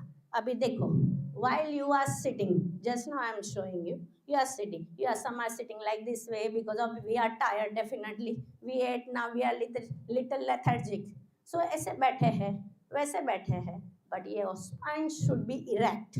Your spine should be erect. Now just sit now, please. So when I am saying just your spine should be erect and see the effect only for 1 minute. मैंने बोला ऐसा नहीं है. 1 minute, just see the difference. Many changes will come to your body. Your digestion भी अभी हो जाएगा आप लोग का. Yes sir, you also. Okay, next. Yeah. Now, mainly 3 as per the Ayurvedic. Vata, Kapha, Pitta. 3 doshas are in our body. Vat, Kapha, Pitta. Vat means Vayu, Kapha means Balgam, and here Pitta means Pitta means acid. See, now we ate. There is some digestion problem. Somewhere we ate and nicely we are seated. Now what happened here? Somewhere acid is creating in our body. Some person acid is required to digest in our body. But excess acid create acidity, stomachache. So these 3 dosha creates imbalancing our chakras. So here we will move to the next slide. In short, I am showing. These are the main 7 chakras. Now what do you mean by chakras? This I will tell you. Chakra means spin wheel. It is a circle form, not in a square. It is a circle form. It's situated on our spine. It refers energy point in our body. That is a Susupta chakra. This is called Susupta chakra. We are not awakening this chakra. Once we are doing this yoga, meditation, and some asanas, then only these chakras will awaken. ये अभी सुसुप्त अवस्था में है, सोए हुए हैं. So we have to awake, उसको जागृत करना है. How? It is one very important this one thing activity we will also do. Now they are thought to be spinning disc of energy that should stay open and aligned, as they correspondent to bundle of nerves, major organs, and areas of our energetic body that affects our emotional and physical well-being. Now see what happened. Now if we are just concentrate on our breathing, 1 second, just concentrate in, out. Somewhere you feel hot, somewhere you feel normal, natural, somewhere you feel cold. So here there is the difference how your condition is going on. Right now I am standing here because my energy is high. That's why my heart beats not, my breathing goes up fast. It is a hot sensation. If you are sitting in a relaxed mode, your breathing is normal. But if you are anxiety is there, your breathing is very fast. Just observe. So this is very important.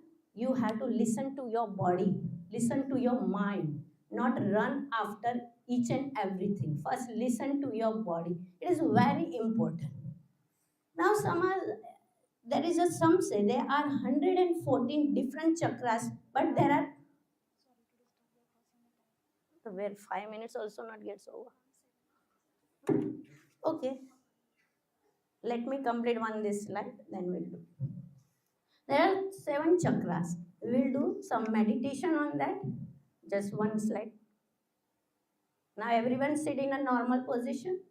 Keep your spine tall, eyes closed, relax. First ease yourself, eyes closed. Then we will do our chakras. From rooted tailbone, just feel it. Some in, out, breathing, just feel. I'm strong.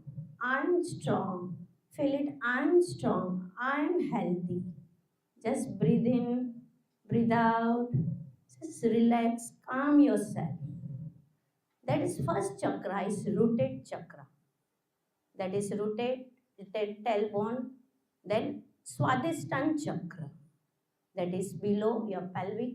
Then there is a Manipur chakra, solar plex. Then there is a Anahat chakra. That is a connection of your whole system. Then Visuddha Chakra at throat, each and every spine, that energy, universe is throwing energy into you. This is 7 chakras. We have to calm, relax. Only this will work while we do yoga, meditation and asanas. Now it is time constraint, that's why I am concluding. Next slide. Very short. Problem in traditional yoga practices. Why? What happened? Sometimes what happened? You are not getting tutor properly. What happened? Incorrect posture if you will do, then some side effects also comes. That is normal. Difficulties in chakras alignment. If you are not taking training through the proper tutor, then many chances are coming as a side effect. Some ailment, some आसन position, some body का कुछ भी parts यहाँ वहाँ हो जाता है. But next slide. AI, with the AI. Next slide.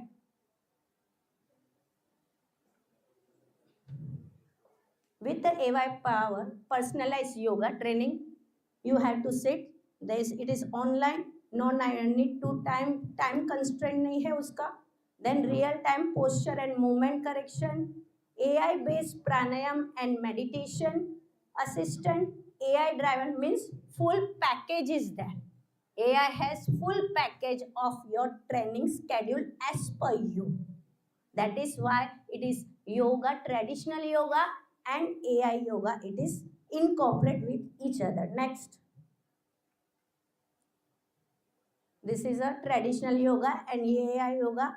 There is a comparison, not difference. It is a comparison. There is no difference because traditional yoga is a rooted yoga. Only this technology helps us, assist to us to guide how to do correct way of asanas.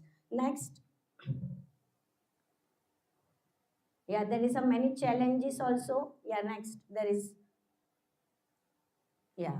This benefits of AI integration in yoga. Just now I said there is a efficient chakra diagnosis and balancing, accessibility to yogic knowledge.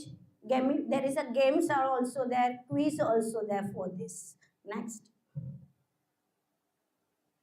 Future development of AI driven yoga application. Just AI power wearable device. Just now I told you smart watch, your digital mats are there, some applications are there, even car is there working on AI only. Same way our full pictures come and in front of, in image in virtual form. That virtual form gives you exact accurate what you are. Yeah, next. Yeah, this is conclusion. Integrate AI into chakra-based practice. Practitioner can achieve deeper alignment and enhance well-being. Next. These are the references. And some apps also there. You can easily available. It is connected with the AI. Yeah, next. Thank you. Yeah, any question?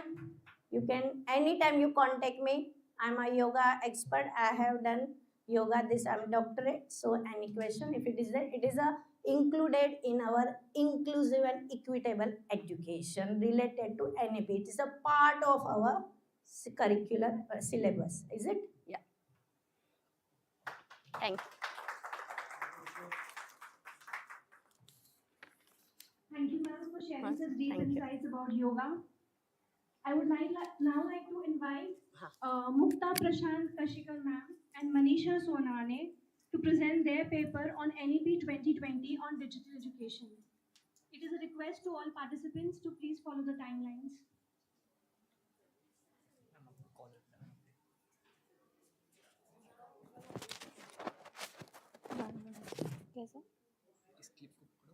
Okay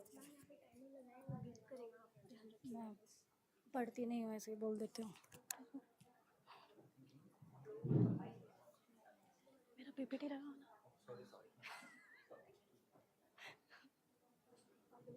thank you. मैं hand issue है. मुक्ता वो Mukta oriented. Yes that's all. See, I have given the animation ना फटाफट कर लेना. Animation दिया है ऐसे ऐसे कर लेना. ठीक है. Objectives, introduction, objectives, methodology, and conclusion. Okay. That is the next. I will go fast. I will not read the PPTs. Yeah. Good afternoon, everyone. I am Mukta Kashikar, Assistant Professor from Shada Kurup College of Education and Research, Kansoli. Today I am going to present the conceptual framework on the topic NEP 2020 on digital education. So NEP introduces the digital education is compulsory to all the field. Its main motto is to make the learning process more effectively and interesting.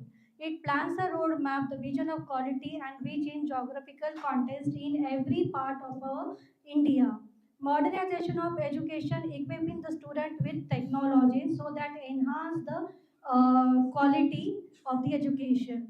And online takes place with the help of electronic device. Electronic devices generally you are using computers, tablets and others, and they're focusing more on the rural areas so that there should be a good internet access and also the quality they can use in the term of a digital content and to make the education more interesting.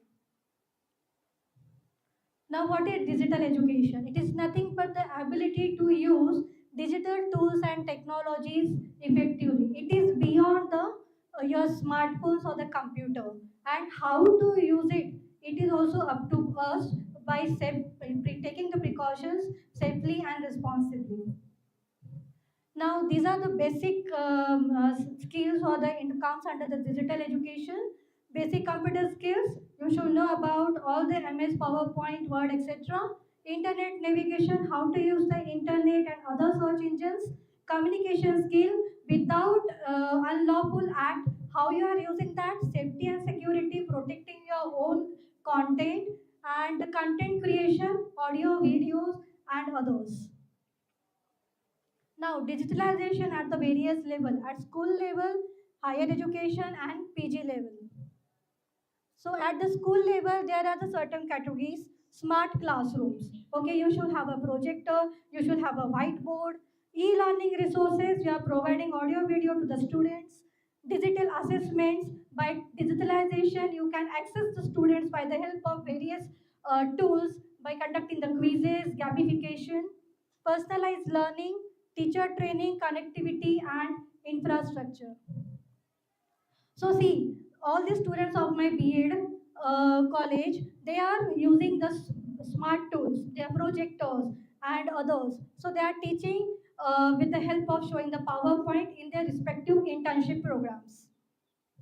Now today I will discuss about the at higher education digitalization, specifically B.Ed curriculum.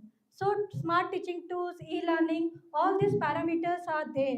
So I want to explain them. Then in the semester one you are having ICT as a project.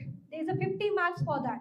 Okay, on that our institution has taken total practical given them a practical knowledge. So I have taught them how to register in the Swayam, okay, and also I have taught them about the various components, how to prepare the PowerPoint, Word, Excel, what is the ILO PDF, where you can convert PDF into PowerPoint, PowerPoint into PDF, Word, etc.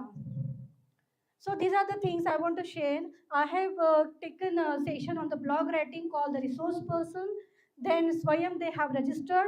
So this is the just sample I have put it here. Whatever the work done by our students. Speech note. It is also good things. In spite of writing everything, you just speak something and you will get copy paste. Then Google form, because students just doesn't know how to use the Google form. Okay, the online assessment also you can do through this. Then STC program, generally short-term courses are conducted by the UGC Malviya mission. So there are 8 parameters. So in that e-content is also there, so that teachers get enhanced and learn something new in the terms of technology.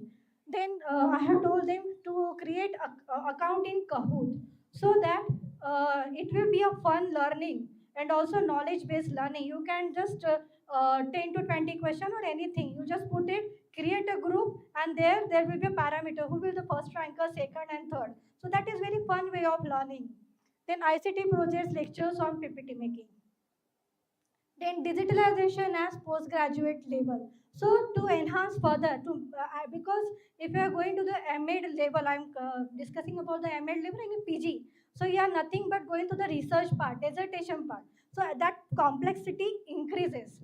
Okay, so there are different tools are there. Okay, so that you have to learn, especially when you are checking the plagiarism.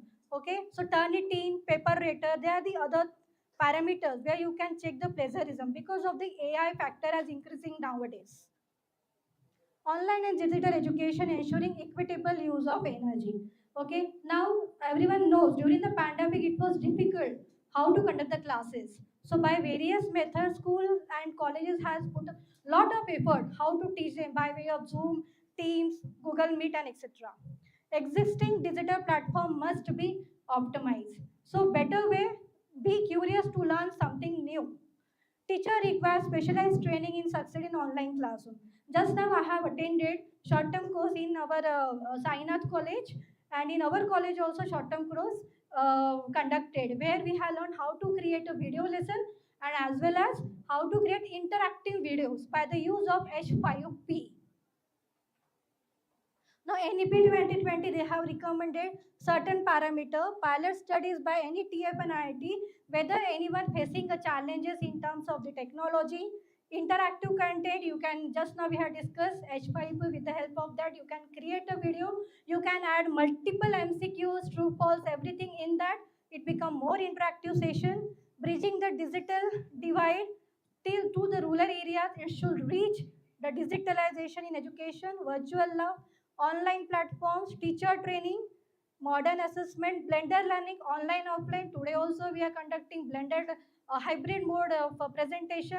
So that is a new part after the pandemic it comes, online standards.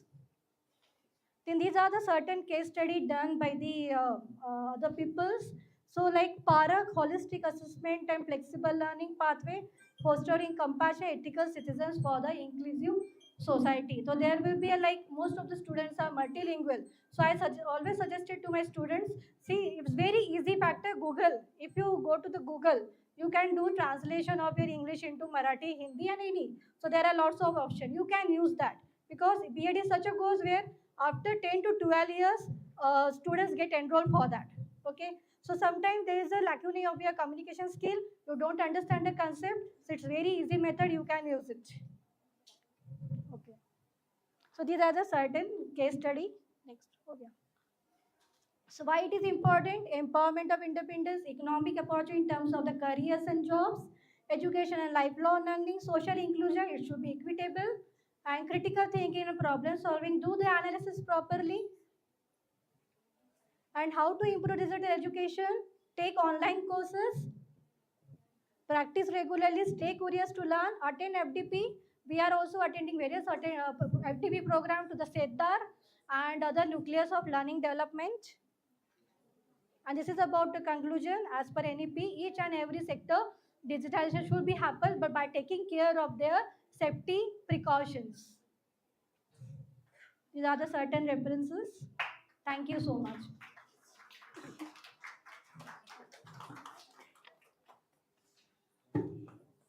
Thank you so much, ma'am, for sharing such deep insights. I now would like to invite Khushi Kelaskar and Amit Bhatt.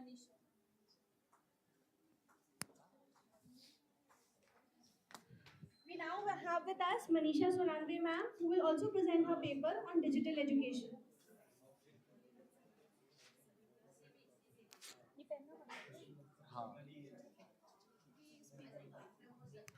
Actually, sound works two ways. Okay.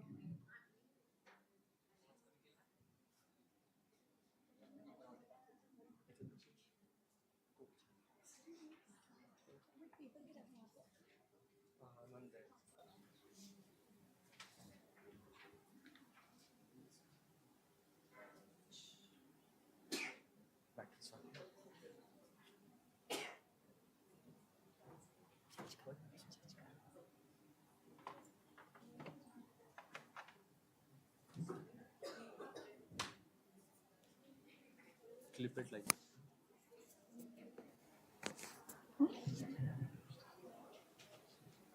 Good afternoon, everyone. My name is Manisha Sonamne. I am from Oriental College of Education and Research, Andheri.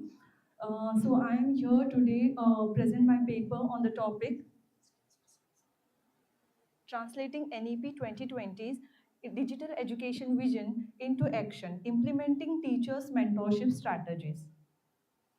So the introduction is like we have seen NEP education policy framework. In that we have seen the more emphasis on digital education, and here we are going to see the transformative vision for the digital education in India, emphasizing teacher mentorship as a crucial element in professional development.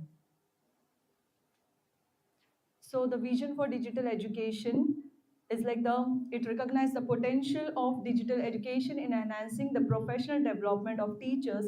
A robust mentorship system supported by technology can bridge the urban-rural divide and provide teachers with continuous learning opportunity. We have seen this digital education platform, NEP is really working hard for giving access to the education in every sector and in almost all area. But still there we have seen the urban-rural divide is still there. So here in this we have going to see the key highlights will be the creation of NEF and NEDF, that is National Educational Technology Forum, to guide digital transformation, integration of OER to provide free and high quality learning resources, and expansion of Swayam, Diksha and Nista platforms to support teachers with online courses and mentorship program. So these are the key variables of mine of NEP 2020, where we will see the reform, the government of India to reform education with an emphasis of technological integration with mentorship. Digital education, we will see here the digital platforms we use for learning, enhanced teaching and learning process, and also teacher mentorship, like we need to improve the teachers pedagogical skill based through these our digital platforms. OER, we already know that we are using in very frequently nowadays, the learning resources which we are freely accessible today's on online platforms. Then e-mentoring, like those who are won't able, like we need that there should be no hindrance or no such people who would not be back behind, remain behind without guidance. So digital platform is one thing where we can provide the teachers the e-mentoring ship. So these are the review of literature. The Smith et al. She has spoke about the research has spoke about like emphasis that digital education has revolutionized teacher training by providing flexible learning resources. Okay, these are the three review of literature who spoke given the review about open education resources and e-mentoring on teacher training. So the need of the study, like we have to see the gap between policy and practice, lack of structured mentorship program, limited digital literacy, growing necessity of AI-driven and e-mentoring models. Here in teacher mentorship in a digital ecosystem, we will see how e-mentoring models will help the teachers to get virtual mentoring one-to-one or maybe group, like using the platforms like Diksha. Then AI-driven personalized learning, it will the AI platform will learn the teacher's understanding and the need of the study, and accordingly they personalize your training, the mentorship program. Then collaborative and learning communities, peer mentoring, group mentoring will help the teachers to work collaboratively. Now, the challenges we will face during while implementing this mentorship strategies, like limited digital infrastructure in rural areas. Urban areas nowadays we have so many facilities around us, but rural areas somewhere we still lack with this infrastructure. Then resistance to technological adaptation by educators. Most of us, like sir already in his session has mentioned, like we are immigrants, we are not native right now, but most of the people nowadays, the today's generation, are more native to this technology. So there are may still resist to adapt this technology. The need for capacity building program to train mentor. We still need such type of program which helps us teachers to build their skills and capacity to come up in a very broad way. So the solutions we will see, like there should be an expansion of broadband connectivity and digital device accessibility, mandatory digital pedagogy course in teacher educational programs, then use of massive open online courses for structured mentorship, and then collaboration with e-tech firms to enhance mentorship effectiveness. So these are the case studies. Here we have used the example of Diksha platform, where they have the study revealed that the teachers in remote areas benefited significantly from digital mentoring, though challenges such as internet accessibility still persist. This is the study. Next. The Kerala has pioneered an AI-driven teacher mentorship program that personalized learning and professional development for educators. Now the significance of the study, this we are here we will the basically the paper focus on the NEP 2020's digital education goals by offering practical solutions for mentorship. We highlight here the role of OER and technological driven mentorship to enhance teacher training, provides policy recommendation to address gaps in the implementation of digital mentorship, and contributes to research on e-mentoring as an effective model for continuous professional development in teacher. So finding of the studies are digital mentorship programs improve teacher effectiveness, e-mentoring through platforms like Diksha and AI-driven models significantly enhance teacher engagement. Then infrastructure and digital literacy remain key challenges, and public-private partnerships and AI-powered solutions are crucial for scalable and sustainable digital mentorship. So this is the we have. I'd like to conclude this session. Like NEP 2020 has provided a roadmap for integrating digital education into teacher mentorship. However, its success depends on addressing implementation challenges and fostering a collaborative digital learning environment. By leveraging technology, training programs, and policy support, India can achieve a sustainable and impactful mentorship ecosystem for teachers. Thank you very much.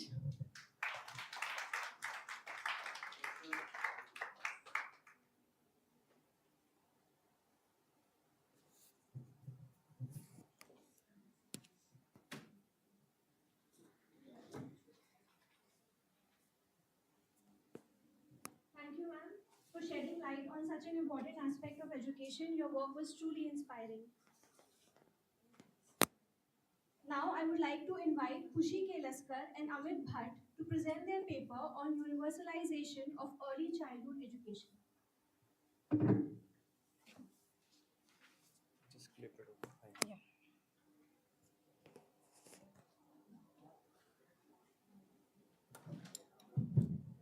Good afternoon, everyone. I am Khushi Kelaskar, and today I'm honored to present a paper on the topic universalization of ECE, that is early childhood education.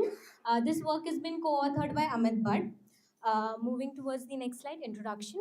So what is ECE? Early childhood education, that is ECE, is crucial for child's cognitive, emotional, and social development. It lays the foundation for lifelong learning and develops bridge educational inequalities. Despite global efforts, achieving universal ECE is a challenging due to financial infrastructure and policy-related barriers. This paper highlights key global initiatives, challenges, and solutions for making ECE truly inclusive. Next slide. Need of ECE. The early years, 2 to 6 years, are fundamental for brain development. ECE enhances problem solving, emotional stability, and literary skills. Universal ECE ensures social equity by providing equal learning opportunities. Research shows that early education leads to better academic and social outcomes in adulthood. Investing in ECE benefits the economy by fostering in competent workforce and reducing social disparities. Next. Challenges in universalization of ECE. There are financial constraints, limited fundings for infrastructure, shortage of trained educators, quality assurance issues, social and cultural barriers, parental involvement, and language barriers. Next. So, what are the global efforts that have been taken to promote ECE, to universalize this concept? So, UNESCO's Education for All is a prime motive. NEP 2020 India is a very big initiative taken that promotes early childhood education and integration of ISL. So, ISL is basically Indian Sign Language. Then the Sustainable Development Goals, Target 4.2, also aims to universalize early education and achieving it by the year 2030. G20 initiative, health, nutrition, and early learning. Next, we have sign language. Next, yeah. So before starting it, I would like to present a slogan by sign language. So yeah, we, okay, we. एक minute रुक जाओ. Yes. We opt for equal sign language human rights. So this slogan is to ensure that all marginalized sections, that are disabled people who are not able to collab with the normal students, there should be inclusion of them. Next slide. So sign language and role of ECE. Deaf and hard of learning children requires sign language for effective learning. Early exposure to sign language improves literacy, memory, and problem solving skills. Teaching all children basic sign language fosters inclusivity and empathy. NEP 2020 promotes the standardization of ISL, Indian Sign Language, in education. Next. Importance of sign language. It ensures equal learning opportunities for deaf children. It enhances cognitive skills, memory, and problem solving, which are the domains of child development in early stage. It promotes empathy and better communication in classrooms. It also aligns with the goal of NEP 2020. Next. Strategies for effective implementation of ECE. To make ECE truly universal and inclusive, key strategies include policy strengthening, increased government funding and strict monitoring, infrastructure development, more preschools, especially in rural areas, and technology-based learning options, teacher training, mandatory early child education and ISL training for educators, community engagement, awareness programs to educate parents on benefit of early learning, inclusive curriculum, integration of sign language and multilingual approaches to cater diverse learners. Conclusion and call for action. So, universalizing ECE is essential for creating equitable learning opportunities. While challenges exist, solutions like better funding, teacher training, and sign language integration can involve inclusive and effective learning education. A strong ECE foundation leads to more developed and socially inclusive society. To make universal ECE a reality, stakeholders must advocate for increased investment in ECE, support policies that promote inclusivity, and encourage community participation in learning initiatives, emphasizing sign language integration to make accessible for all children. Thank you.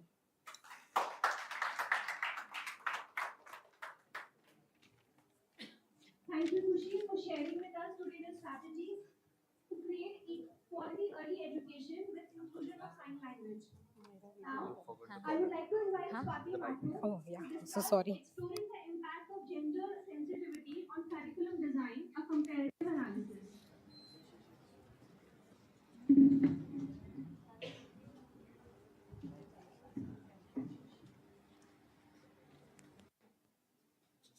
Pinch. It has a clear pinch.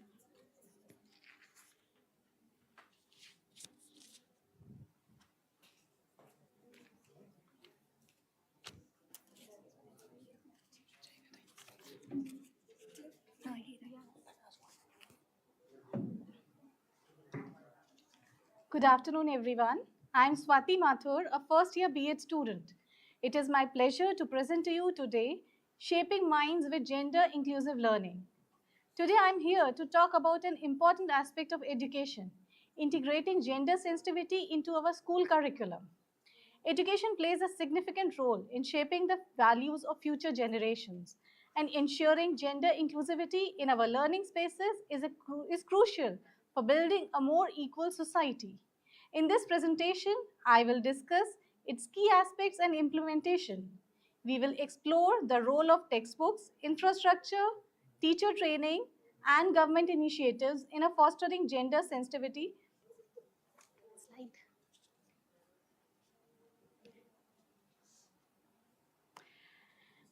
Education is not just about academics. It is about shaping how individuals view the world and interact with one another. Historically, school curricula have reinforced gender roles, limiting opportunities for both boys and girls. By integrating gender sensitivity into education, we can break stereotypes and promote respect, equality, and inclusivity. School plays a pivotal role, but families and communities must also participate in reinforcing these values. Critical thinking should be encouraged so that students question outdated norms and embrace progressive, inclusive attitudes.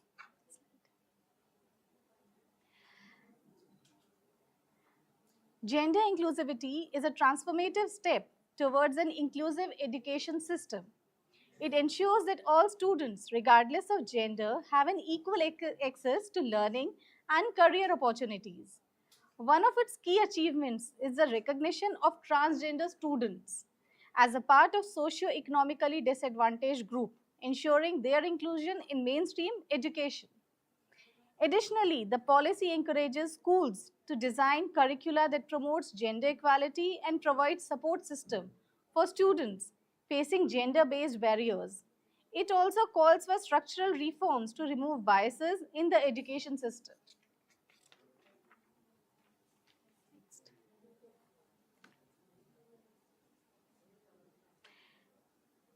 Role of textbooks in gender sensitivity. Textbooks are powerful tools that shape young minds. If they include biased representations, they reinforce stereotypes.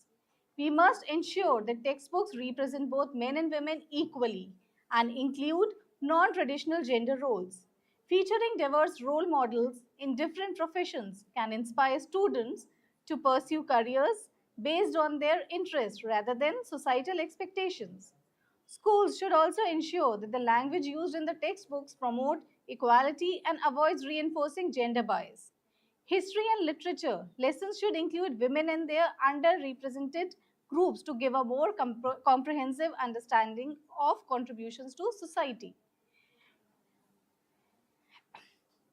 Addressing unconscious bias in education.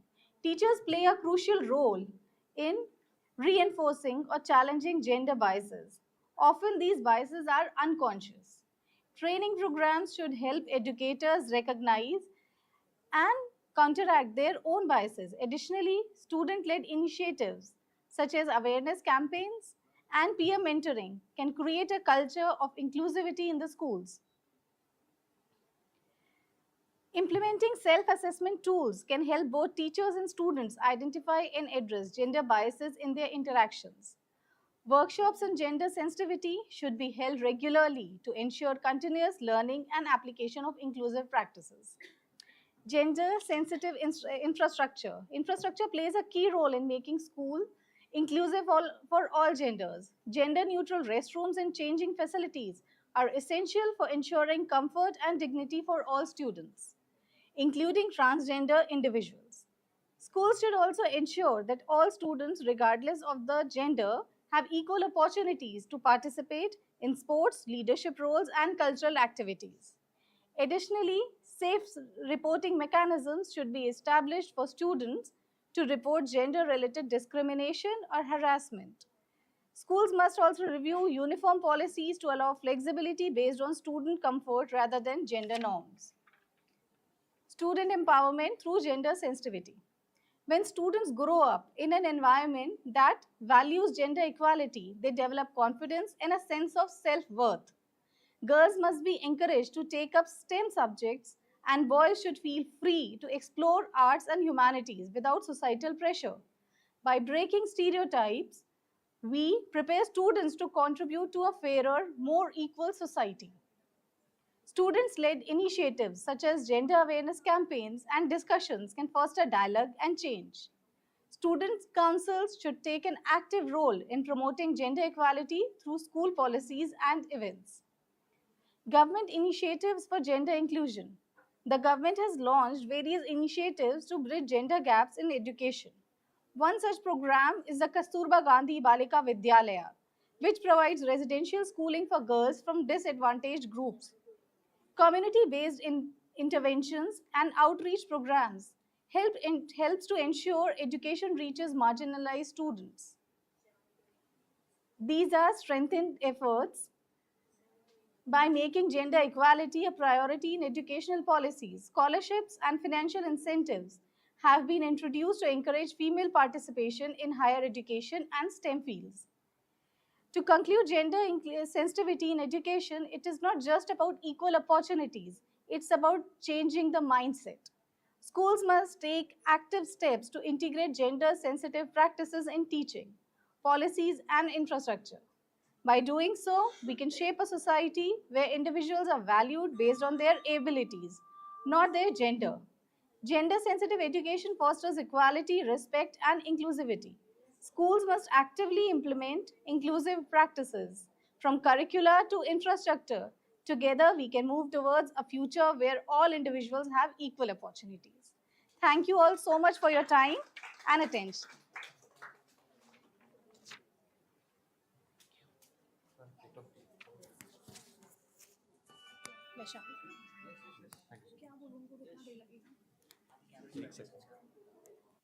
We just take a 2-minute break because they have to change the batteries of the camera.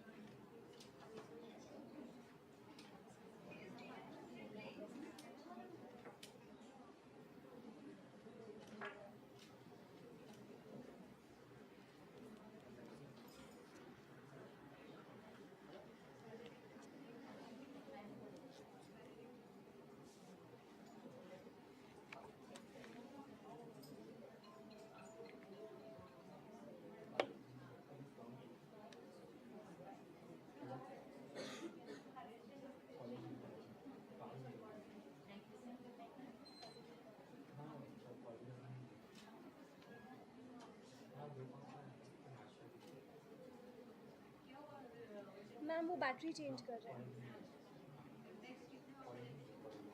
5 और हैं हाँ वो Arshi ma'am उनको call कर रहे हैं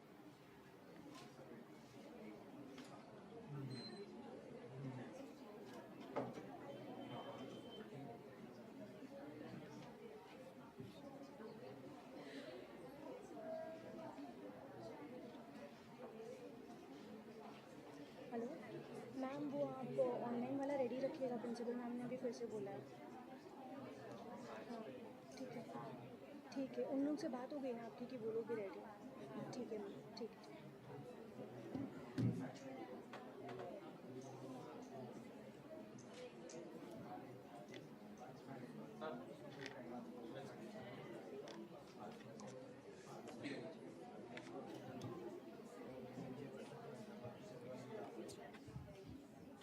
Thank you, Swati, for sharing about structural reforms to remove gender-based biasness and also highlighting the role of gender-sensitive infrastructure and of parents and communities. Now, I would like to invite Kasturi Niranve for sharing her paper on empowering women by skill-based education.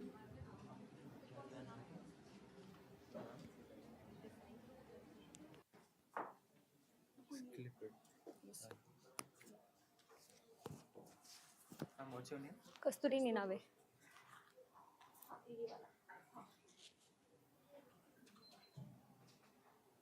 Okay, good afternoon to one and all present over here.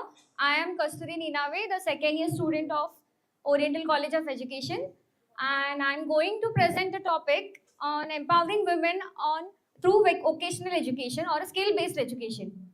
So, vocational education. We are going to explore about the critical role of vocational education and skill-based education in empowering our women and we will look into the needs, avenues, and opportunities and challenges that is needed to empower the women in empowering women through our vocational education and skill-based education. So here we go. In India, yes, as aspires Viksit Bharat 2047, which is a vision planned by the government to aim, which aims for a developed nation by the year 2047, and which marks the 100th anniversary of our independence. So the concept of Viksit Bharat, that is developed nation, is intrinsically linked to the need of our skill-based and vocational education. So this is how it is most important. Next. Now coming to NEP 2020. NEP 2020, like skill-based education or vocational education, is a very cornerstone of NEP 2020. And by NEP aims to integrate those vocational education and skill-based education in the mainstream education, so that students will be empowered. Students will be empowered and will be developed, encouraged for their future challenge, facing the future challenges, and enhance their employability. Now there are certain various vocational trainings which are technical and trade skills. Like women are given technical trainings, digital skills, handicrafts and cottage industry. Now handicrafts, handlooms and weaving, pottery, all includes in handicrafts. So the women from rural areas are given healthcare and wellness and agriculture and agribusiness, where the women are encouraged and taught to do agro farming. Next. Okay, breaking the barriers. Why vocational training matters? What's the need of vocational training? Economic independence. First of all, the women becomes financially self-sufficient, and she is independent on any other one. Employment opportunities and entrepreneurship. Employment opportunities like vocational education will lead you to a good job, will lead you to a good earning, and entrepreneurship, like starting up your own businesses. Breaking gender stereotypes. Now breaking societal norms, like men's work hard to earn and women's are supposed to be in the kitchens. So breaking the stereotypes. Then coming to government initiatives, there are many initiatives. I have just explained three. Pradhan Mantri Kaushal Vikas Yojana, where it aims to develop the skills, encourage the skills. Self-employed women's association Seva, which is an initiative taken to get employed for the women's in rural areas and remote areas. Then Mahila Shakti Kendra, this is also the same initiative given where the training program, vocational training programs have been held. Okay, next. Okay, some of the challenges like societal barriers. As I said, there are gender stereotypes. So societal barrier is the one more challenge. Financial issues. Some of them, some women have financial issues, so they can't travel or they can't go out. Lack of infrastructure. Now the rural areas and remote areas have lack of infrastructure, even equipment, and even they have lack of vocational instructors who will train them through the vocational education. Then job market integration, where there is a lack of industry linkages. So they won't get job very easily if they are not connected towards the industry. So the path forward, avenues to empower, like approach to empower the women through vocational education. As I said, there are government-led initiatives, which I mentioned earlier, NGO and community-based programs like Seva and etc. Digital and e-learning platform, like in the morning, Dr. Niradhar sir said about e-Swayam, and also the Digi Shaksham is one of the digital platform of e-learning.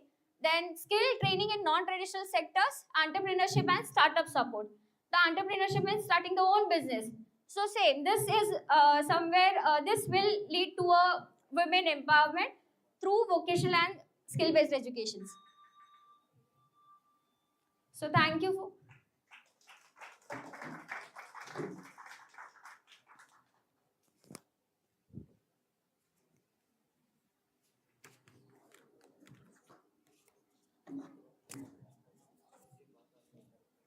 Thank you, Kasturi, for sharing how to include skill-based education as a part of mainstream education and highlighting the various avenues, barriers, and integration of employment opportunities.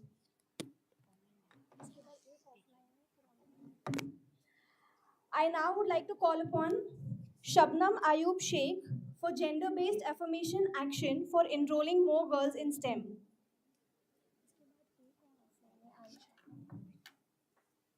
You have to clip this.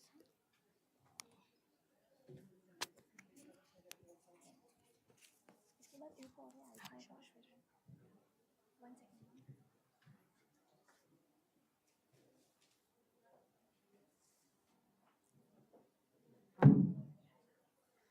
Respected principal ma'am and all the fellow teachers and my dear friend, good afternoon one and all.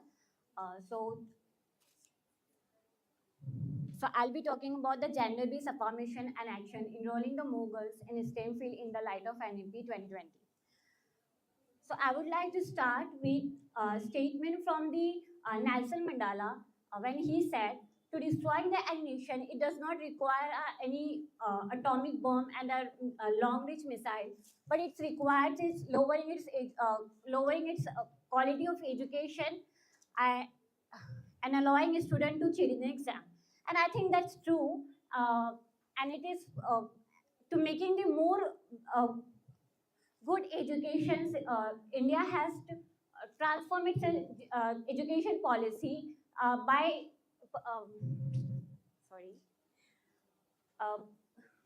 by introducing the national education policy, that is NEP 2020.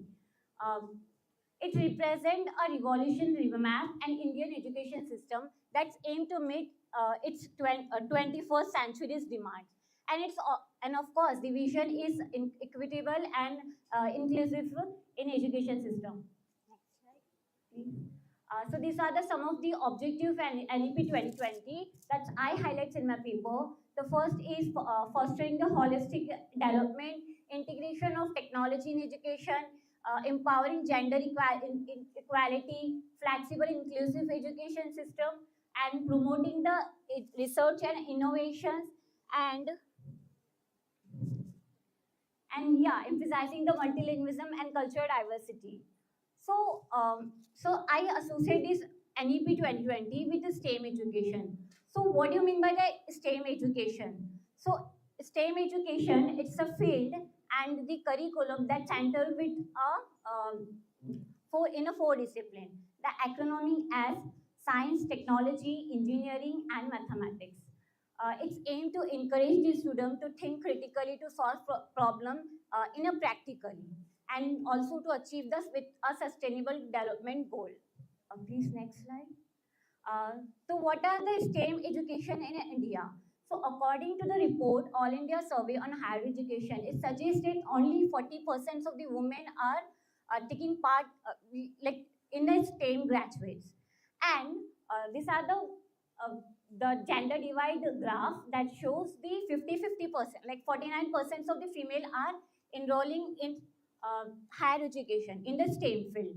And that's the optimistic statistics, I think. But where are the women are underrepresented in the STEM? That's it was conclude that only 14%, like 14% women are only they are like working and they are in the workforces. Only 14% women. So that's very anxious. So what caused the low percentage of women in STEM in India? So first is the social and cultural aspects influence the women's in STEM career. Like it's include the only women are responsible for the domestic works, and the society inculcated with this idea that the female is only for the marriage and responsibility of home, but not to pursue their career. So here, I would like to highlight that the pursuing career and pursuing passion and pursuing marriage is not a mutually exclusive. And another is gender types and bias in STEM education, barriers to women's inclusion in STEM forces, lack of female STEM role models and mentors. Like how many of we see these female students? Like how many of you, we have seen a very few women in our field. Lack of awareness and initiative in school. So here the role of NEP 2020 came to the picture, where it's implement this some of the gender-based provision for the women. It's some of the schemes are there, like a Kasturba Gandhi Vidyalaya scheme that's associated with the scheduled caste and scheduled tribes and OBC and below poverty line pupils, and also the Netaji Subhash Chandra Bose Avasi Vidyalaya hostel that's provide the low-cost hostels and free education, and also the self-defense training for the girls that is like Rani Lakshmi Bai and Atma Raksha Prakshikshan, which is for the self-defense skill that build the confidence in the woman. And NEP introduced the scholarship and stipend for the single girl child, like Swami Vivekanand single girl scheme, and these others. And the gender inclusion fund, this include the free textbooks and uniform and infrastructure. Inclusion of, it's also the NEP also highlight the importance of transgender children, and also talks about the inclusive education for the disabled or special child students. So another thing is offering the NEP added the offering the AI and ChatGPT with vocational education. So that's include the technology. We as know, India is a digital India nowadays is known for that. So technology serves as equality, that the personalized skill, real-time feedback, and virtual is all as the point that mainly focuses vocational education and enhancing collaboration in community. We can do the community work and like engaging work like what we are doing right now. So this is the kind of the empowerment to the women. My opinion about the STEM development is increase the awareness and participation, conducting webinars, and these all are these. That's my. So these are the influential women in STEM. That's very known, like in India, the Tessie Thomas, Kiran Mazumdar Shaw, Sudha Murthy, and these are the conclusion. Implementation of a national education policy created the supportive ecosystem that encourages, empower the girl and pursue the STEM. So here, I would like to say the gender. So NEP hopes the it's a beacon of hope for the gender divide, that's acknowledge the gender diversity. So yeah, that's my talk. Thank you so much.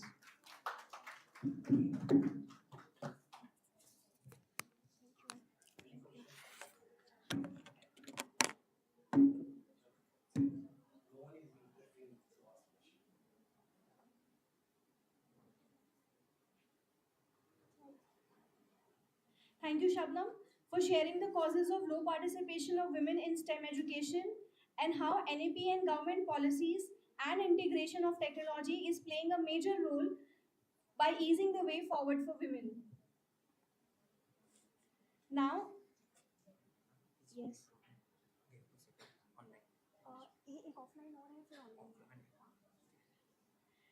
I now invite Aisha Kuli to please share her paper on empowering women in vocational and skill-based education.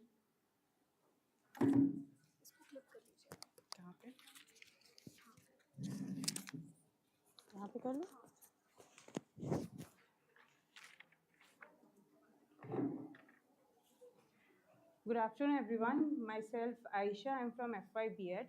ज़्यादा time नहीं लूँगी आप लोगों का, 5 minute लूँगी. I am here to present my paper on empowering women vocational training and skill base. Next slide. Okay, in today's scenario, like we want to uplift women status in society by giving them education is not enough. Today's scenario also demands skillful workforce. So in this direction, vocational training is very crucial to transform women's status and position in society. Next. Okay, now let's see what's the transformative power of vocational training. Vocational training empowers gender equity and bring women on the same level when the question is about skill. No doubt, women can do wonders. But are we ready to give them the opportunities? If yes, then we must emphasize on their skill development. Equipping women with vocational training not only enhances their knowledge but also help to make them self-independent and self-sufficient. Vocational training also have abilities for development and also remove poverty on the longer vision. Next.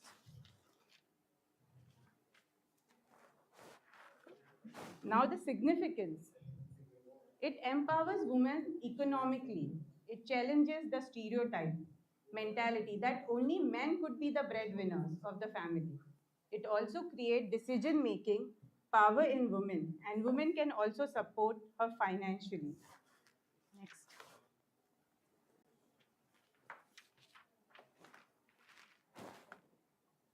लेकिन आपको पता है India है challenges तो हो गए वो भी ladies तो वो challenges है there are challenges that women face. Very limited programs were there for the women in terms of vocational training. Gender biasness and stereotype mentality hinder growth of women and limited them as housekeepers. Limited sources also restrict them to gain skill and knowledge. Next. NEP 2020. Okay. NEP 2020 focus over the skill development in women was not there, which was over and over by new policy 2020. Now next, post. Yeah, post. Yeah. Now when there is a new policy, no, not conclusion. Yeah. When there is, okay, yeah, a visionary shift, आपने जल्दी कर दिया था. NEP 2020, a visionary shift. Now with NEP 2020, what can we assure for women? What is NEP that gives to women? क्या दे रहा है वो women के लिए? We can create skillful workforce as a woman. When they have skill, they confidently be the part of mainstream. Also, it provides equal opportunities to women. Hence, NEP 2020 act as equity. Next.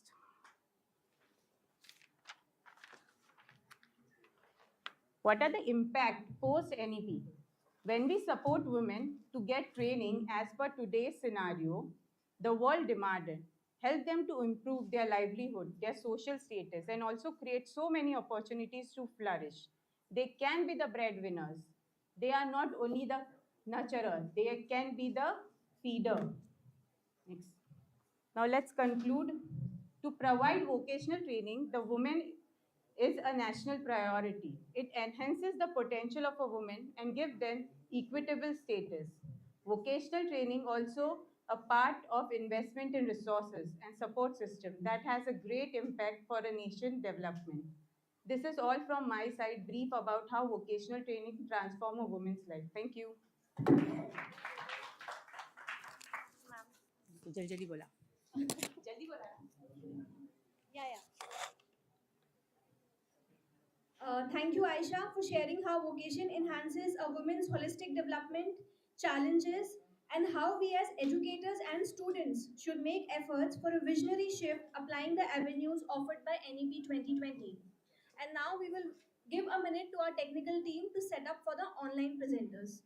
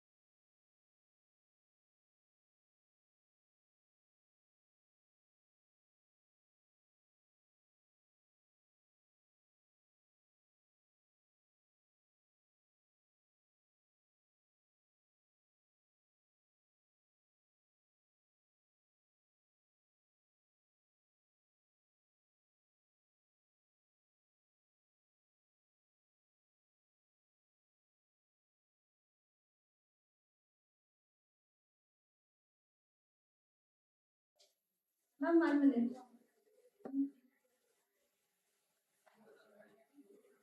Click on the audio. Ma'am, sir, the connection is from there. That's why. Okay. Ma'am, please inform her to wait a minute. I told you.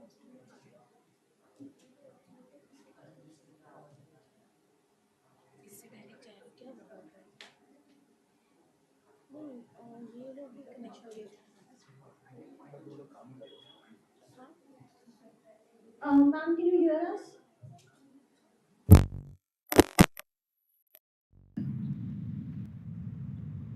Am I audible?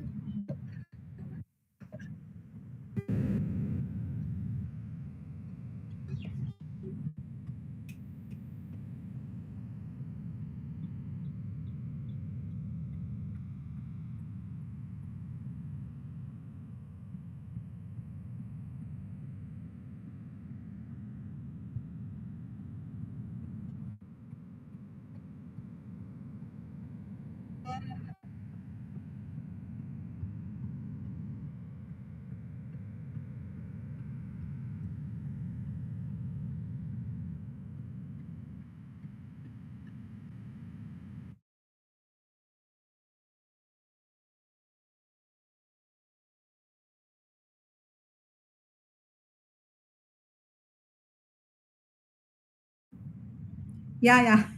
No, actually, I am new to Google Meet, so I was also just trying how do I scroll my slides. Just a minute. If anyone can help me with that. There is no slide button that I can see here.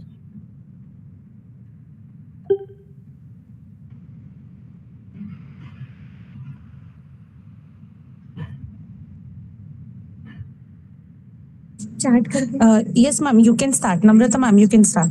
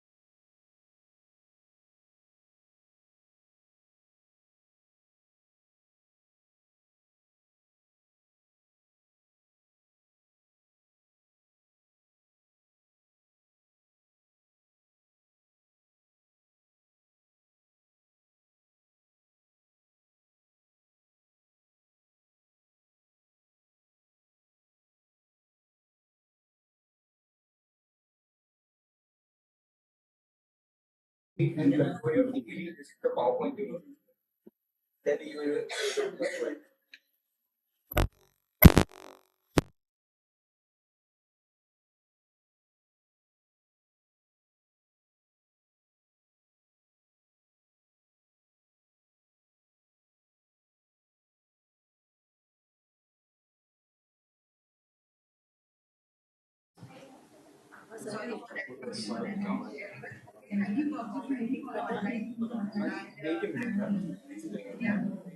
Hello, Namrata ma'am, I'm audible. I'm audible. Hello,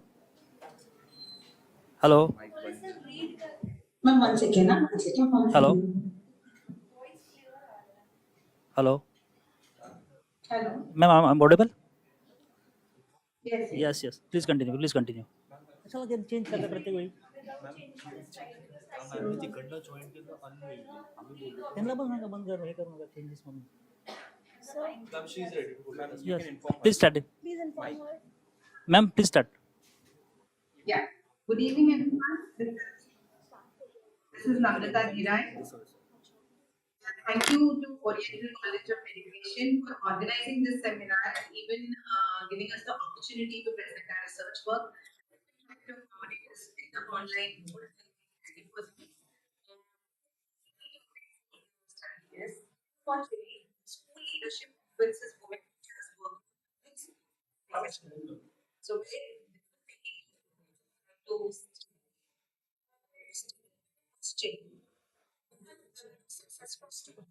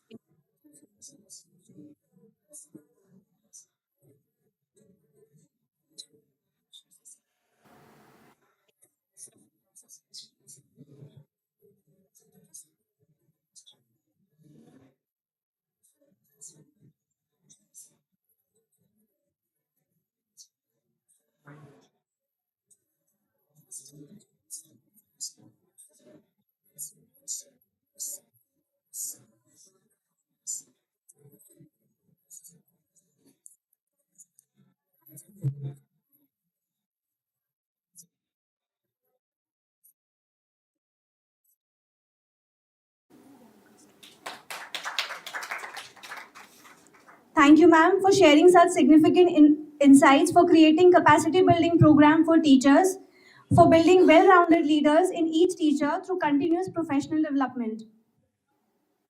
Any questions? Online participants can also ask questions. Moving ahead, I now invite Dr. Madhvi A. Gaunkar to share her paper on role of vocational education in empowering women.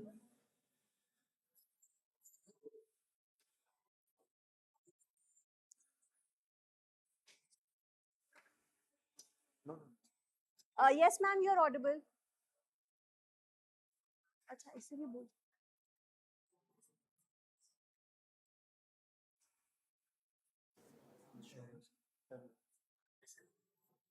Yes, ma'am.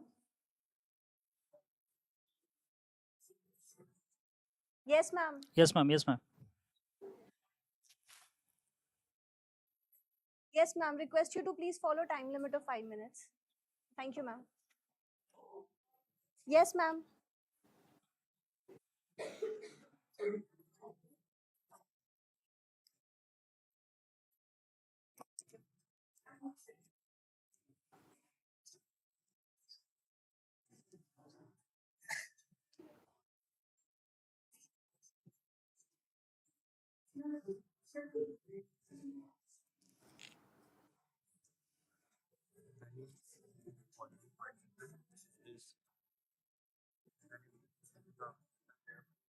Switch it on.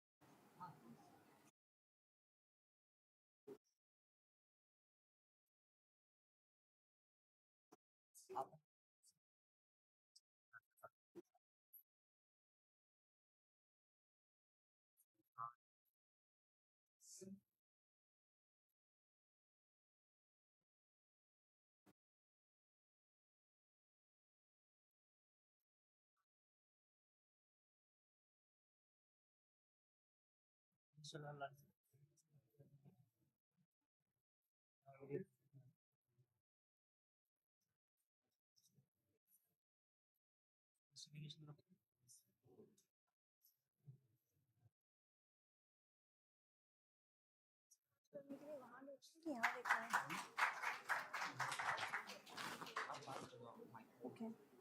Thank you, ma'am, for sharing your deep research on significance of vocational education by creating equality and equity in economic development for those who did not get chance for formal education. Last but not the least, I now request Dr. Varsha Maru to please share her paper on role of technology in advancing gender equality in higher education in the context of the Indian educational system.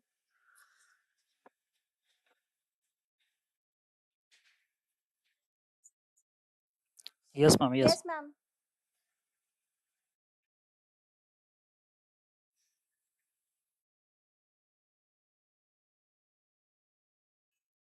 Varsha ma'am.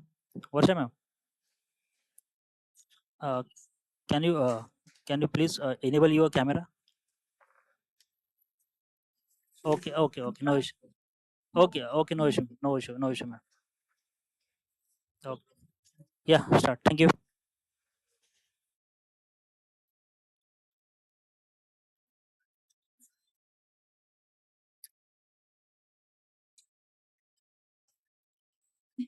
Ma'am, Varsha ma'am.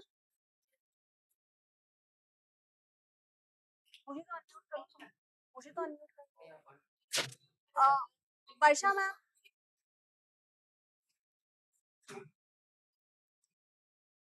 Varsha ma'am, can you hear me? Varsha ma'am, can you hear me? Yes, ma'am. Now your voice is clear, but when you are talking, I think the mic is little far away from you, so we can't hear you properly.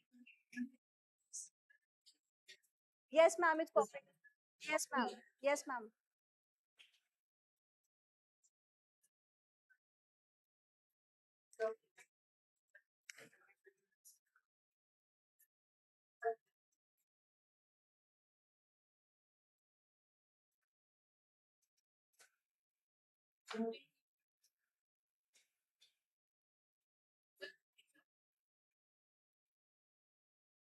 Yes, ma'am.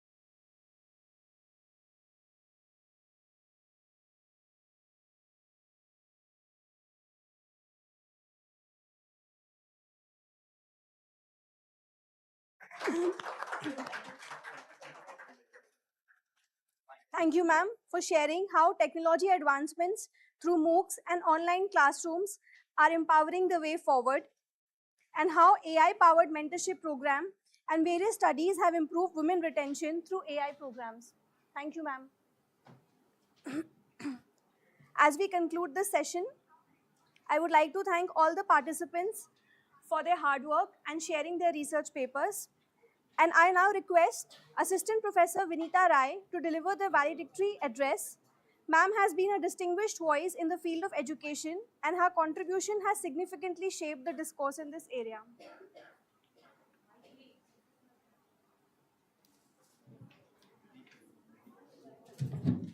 Ma'am, yeah.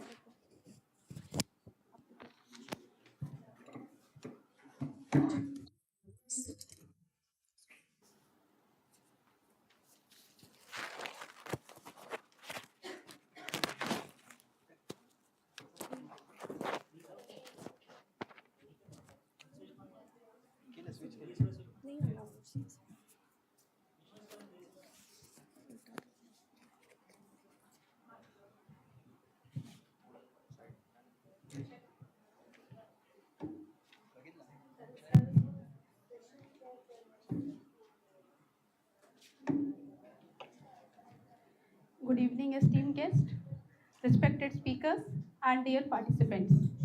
It is my honor to stand before you as we conclude this enriching one-day national level seminar.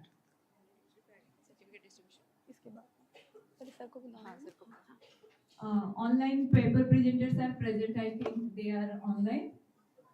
Dr. Varsha Maru from HKCE and Dr. Madhavi and they all left. Okay. We should thank them for their efforts and all. Not an issue. They are watching us through YouTube live. So first of all, I thank to the chairperson, Dr. Amol Umale sir and Dr. Amol Kamle sir for your timely support.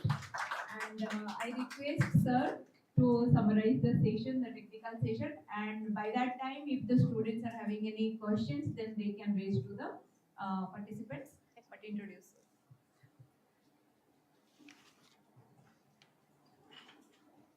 So today has been a journey of learning and collaboration, and it's a moment to recognize our collective achievements. Throughout the day, we have delved into insightful discussion, engaged in thought-provoking sessions, and exchanged valuable ideas. Our speakers have enlightened us with their knowledge and expertise, and I would like to extend our deepest gratitude to them. Now, I would like to extend a warm invitation to the respected Amol Gubale sir to come forward and share a few words with us. Please, sir.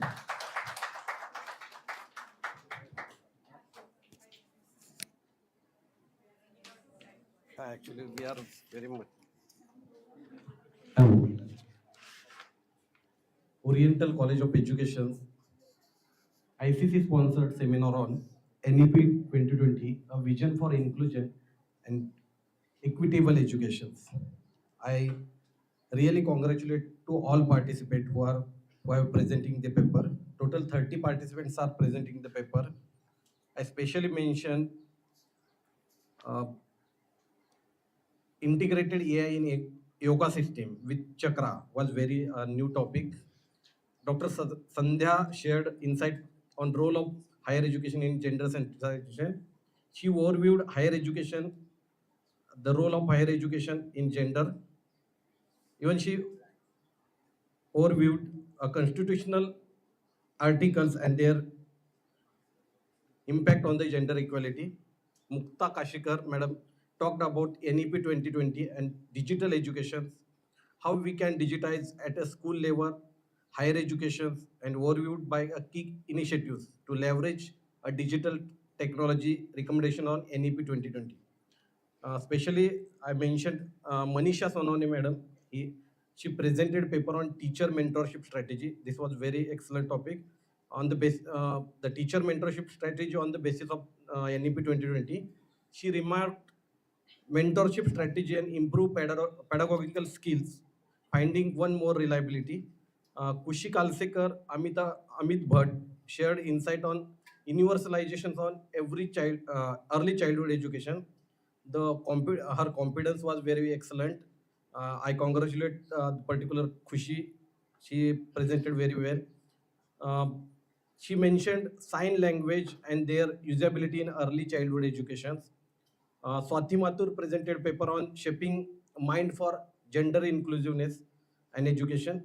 Khushi Ninave, then Aisha Kuli, madam, they presented very, very nice presentations. Dr. Madhvi Gaonkar shared insight on the role of vocational education on especially empower women.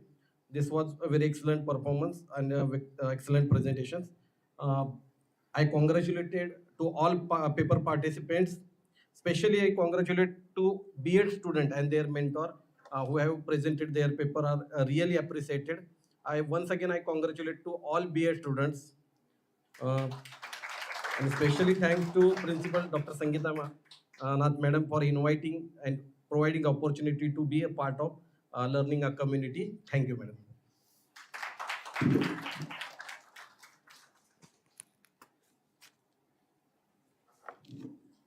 Thank you, sir, for your valuable time and words. Now I invite Dr. Amol Kamble, sir, to grace the dais and share a few words.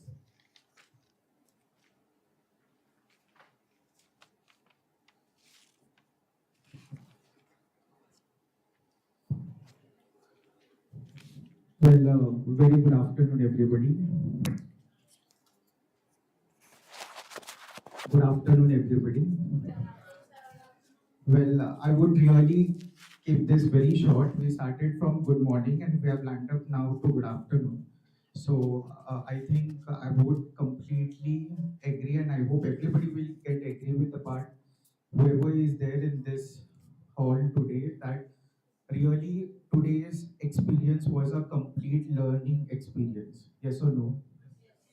Okay, myself, Amol Kamble, principal of Jai Bhagwan College of Education, and I take this opportunity to thank Oriental College of Education, the management, and I've just heard about the word dynamic today, and continuously everybody was addressing ma'am as dynamic, and she is really a hardworking and a dynamic personality. So I guess a round of applause. Thank you, ma'am, for inviting me. And first session was completely the learning process for everybody. Whether I hope all my colleagues will also agree on this part. Ma'am is nodding the head, yes. Okay.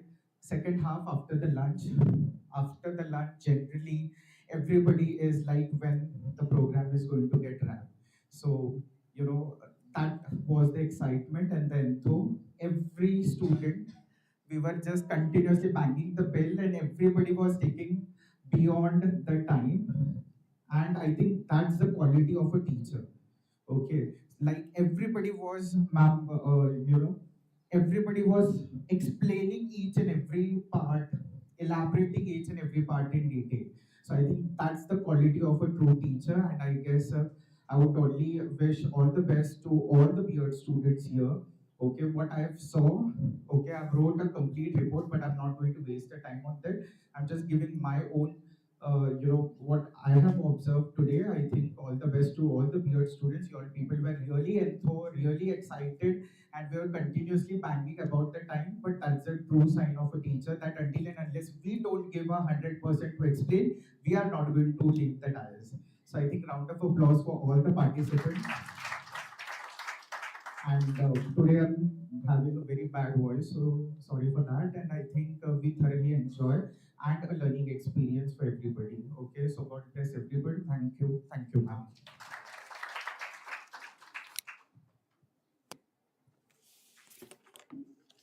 Thank you, sir. Now I would like to invite Dr. Priyanka Pandey, ma'am, to come forward and share a few words with us.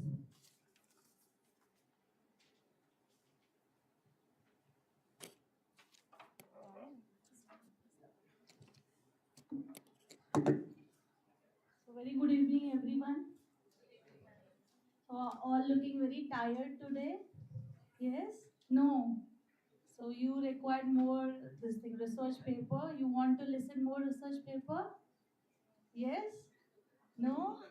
So very mixed kind of response we are seeing, but yes, from the beginning to the end, I can say the session was very informative. The conference, which is organized by Oriental College of Research and Education, Sanpara, I want to congratulate the management. I want to congratulate Dr. Sangeeta Nath, Madam. I want to congratulate again the secretary, organizing secretary, Piali Ghosh, Madam, who is tirelessly working. I think this is not the one-day work, and I hope the entire staff took around more than 1 month for organizing this event.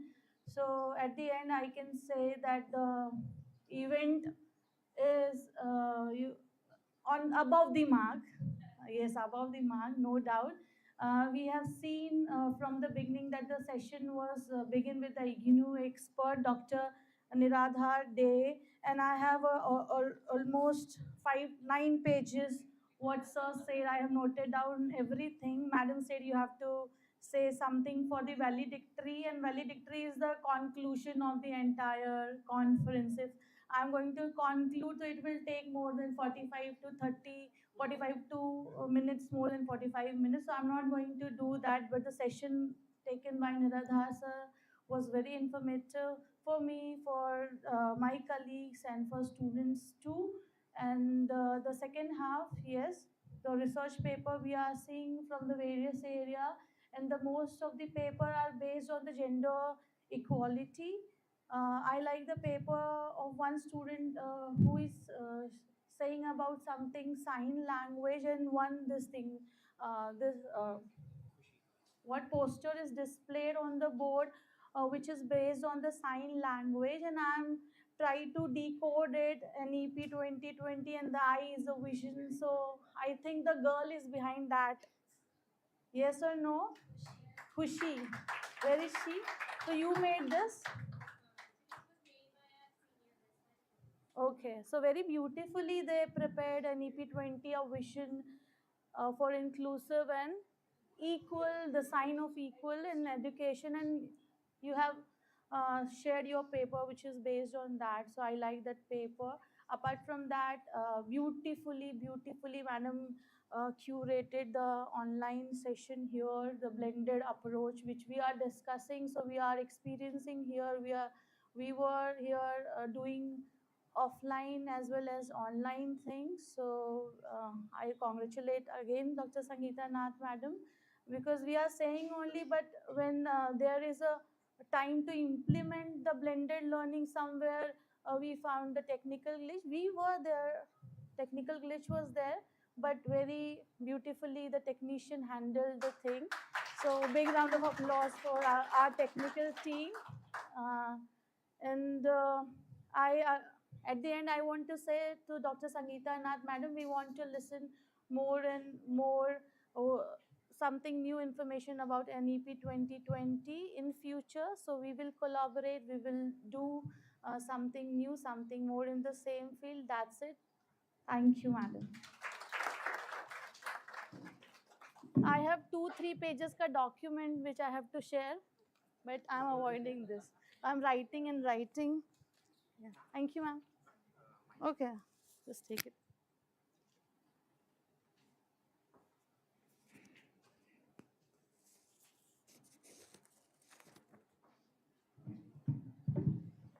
So, this seminar has been an enriching experience where experts and students have shared their perspectives on how NAP 2020 is reshaping the education landscape. Overall, NAP 2020 aims to create an educational ecosystem that fosters inclusivity, equity, and lifelong learning. Respected Principal Ma'am, as we near the conclusion of our one-day national level seminar, it has been an honor to have your support throughout this enriching event. As we celebrate the success of this seminar, it is now time for the certificate distribution ceremony.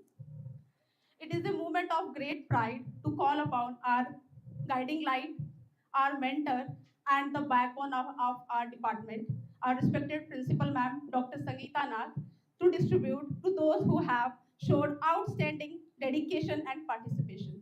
Ma'am, I request you to kindly come forward and take on your dice. Ma'am, you please, ma'am. Please. Priyanka Pandey, ma'am, also. Now we will proceed with certificate distribution ceremony. As I call your name, please come forward to receive your certificate.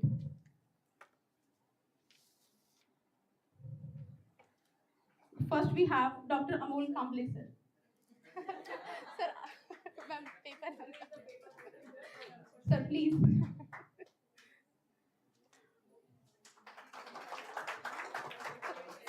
Everybody thank me. I've not wasted 10 minutes. Thank you, sir. One year back, let me tell you. Yes. Sir has presented paper previous year when we have conducted the seminar, and his book and certificate is with us till today. So today also we are presenting your certificate and the book which we published. Thank you.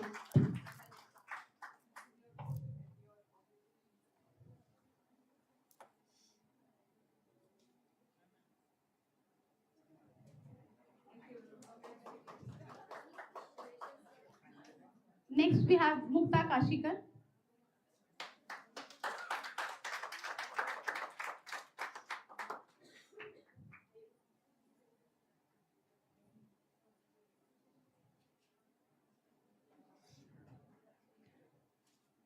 Mr. Sachin Dorage, sir.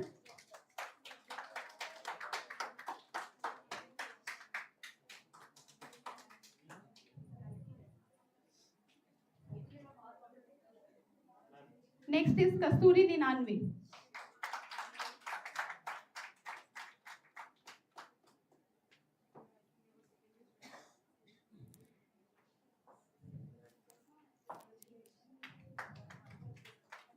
Next is Miss Tanashri Kelly.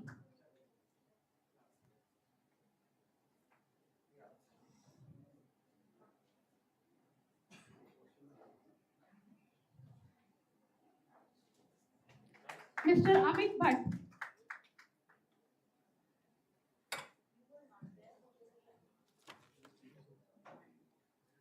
Miss Khushi Keliskar.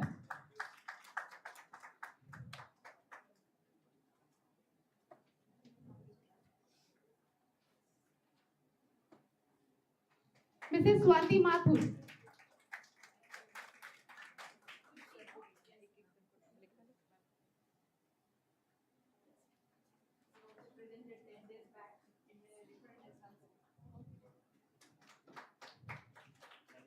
Mrs. Vaishali Khandelwal. Vaishali Khandelwal.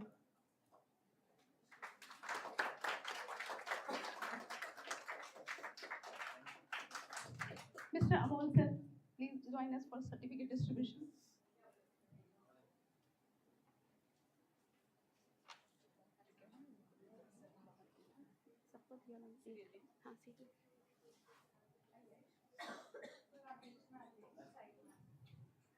Miss Prerna.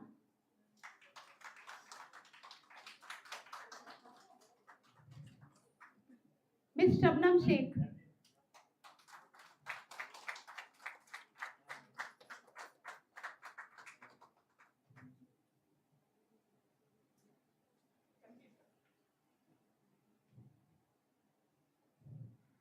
Mrs. Aisha Phule.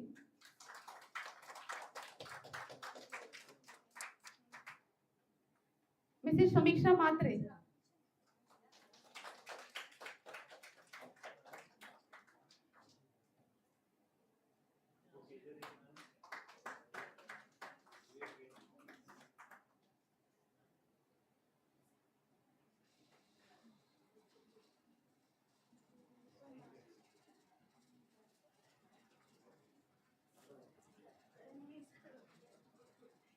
Samiksha Matre.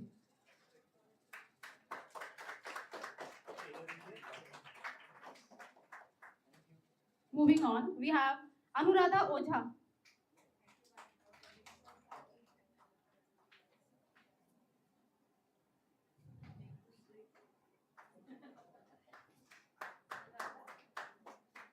Next is Jasleen Kaur.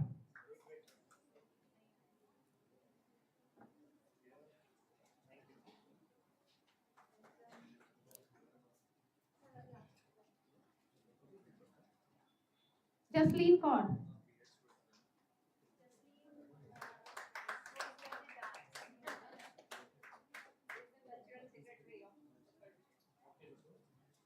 Next is Devendra.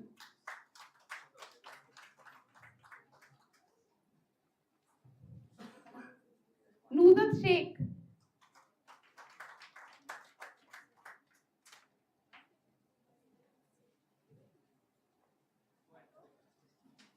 Vidya Birazdar.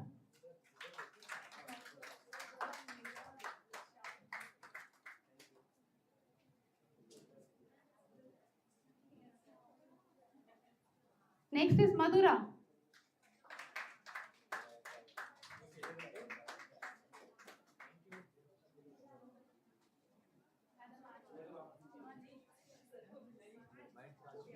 Amol sir, please.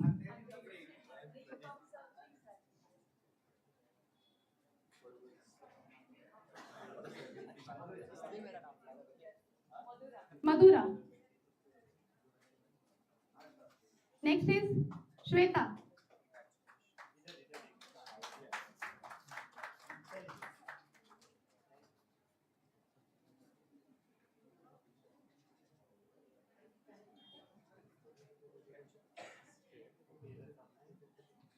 Khushi Kashyap.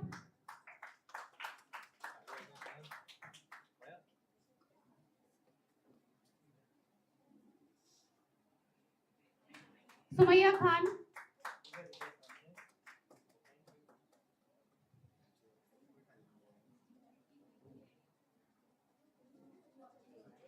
Next is Preeti Yadav.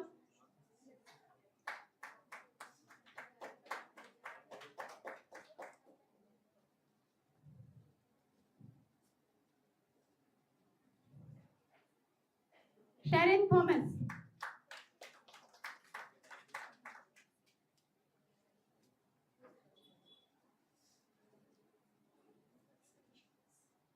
Next is Preeti Jaiswal.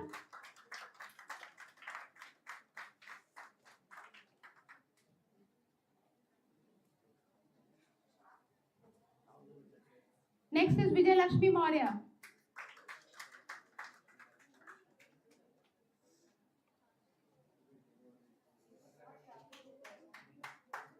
Next we have Shifa Ashraf.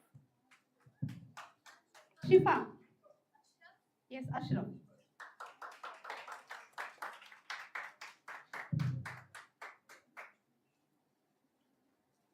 Next is Sadaf Kachi.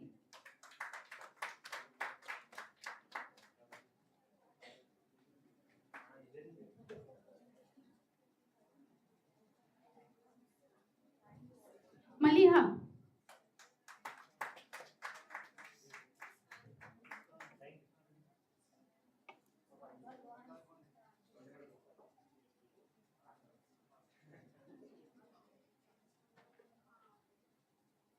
Muskan Khan.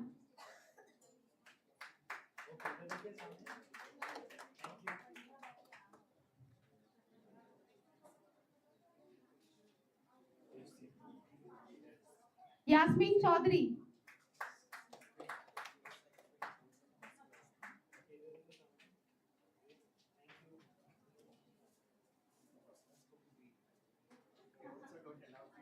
Next is Shifa Khan. Shifa Khan.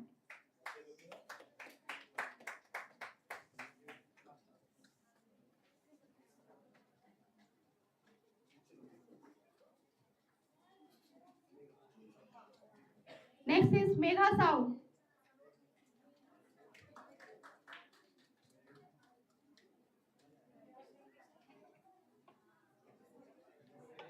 Arfa Sheikh.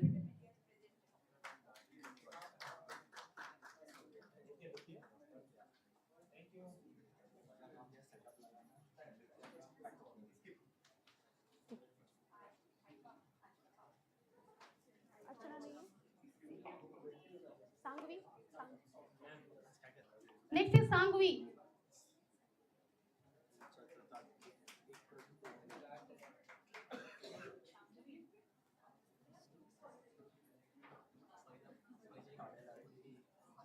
Next is Priyanka Bhattacharya.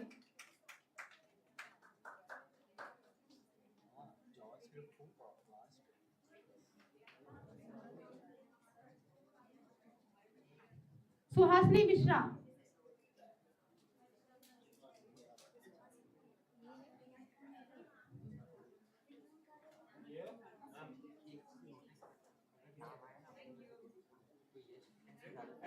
Suhasini.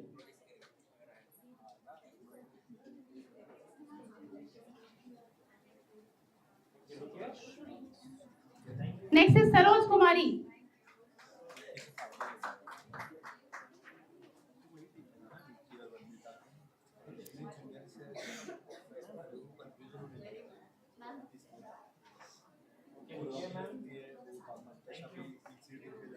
Rinki Sharma. Rinki Sharma. Okay. Last but not the least, our technical team, Mr. Mayank, Mr. Yash, and Mr. Farhaz. Congratulations, IT team. Come forward. They are not just professionals, as madam appreciated and nobody knows. They are our SY students, second year students, IT department, Anpada College of Commerce and Technology. They have taken this lot of efforts to implement actually blended learning what it is. And because of you three only and Sachin sir, we are able to successfully conduct this seminar on hybrid mode. Thank you so much. And there is a little appreciation from our side along with the certificate. Thank you, Mayank and team.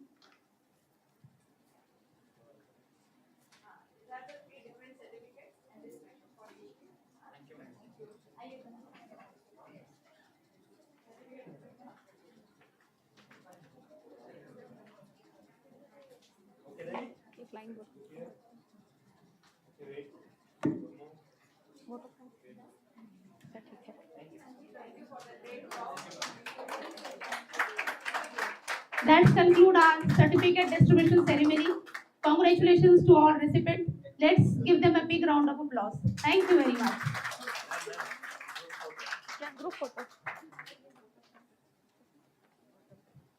Thank you all the paper presenters, those who have contributed their papers, as well as all the student participation from FY B.Ed and SY B.Ed and different B.Ed colleges, SP B.Ed college, Sarda college, and even we got 25 papers for our publication, but still 4 papers they have presented online and one from Karnataka, another one is from Mangaluru and Navi Mumbai and Mumbai. So hope we all, it's a very successfully we have conducted this academic deliberations. Thank you. Thank you so much, everyone. Now it's time for our concluding our session. Thank you all for making our NEP 2020 a vision for inclusive and equitable education a successful seminar. It is my privilege to extend my sincere gratitude to all those who have contributed toward making today's seminar a successful. First of all, I would like to heartfelt thanks to our keynote speaker. And I will not take a lot of time in this vote of thanks. I'm just concluding in a short. I would like to express my deepest appreciation to our all chairpersons, Dr. Amol Ubale sir, Dr. Amol Kamble sir, Priyanka Pandey ma'am. Thank you so much for your presence and your vision and your. Thank you so much, ma'am. Now it's time to pay gratitude to our significant pillar of event, our principal ma'am, Dr. Sangeeta Nath. We are deeply appreciative for your trust. A big thank to the organizing team of their hard work in planning and executing this event seamlessly, from logistic to coordination, and your dedication has made the difference in ensuring everything reads smoothly. I also want to express my gratitude to all the participants who took out time to be a part of today's seminar. Your presence, enthusiasm, and engagement throughout the event have added so much values to discussion and exchanges. Finally, we are grateful for our sponsor, that is ICSSR WRC, who has supported this seminar. Thank you once again, everyone who has been a part of today's event. Let us continue to stay connected and work towards achieving greater success in our respective fields. Wish you all the best and we hope to see you again in future seminar. Thank you so much. Please stand for the national anthem.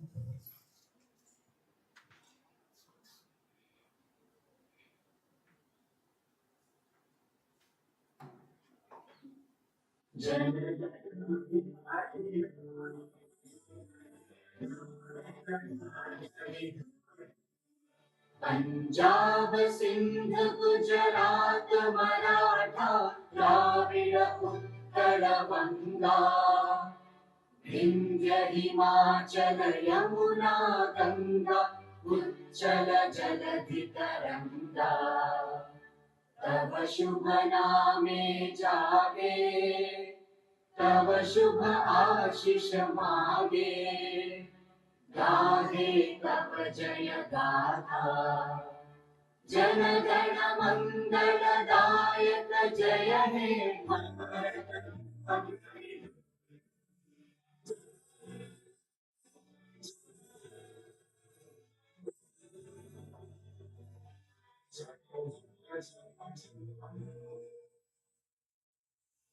Bharat माता की जय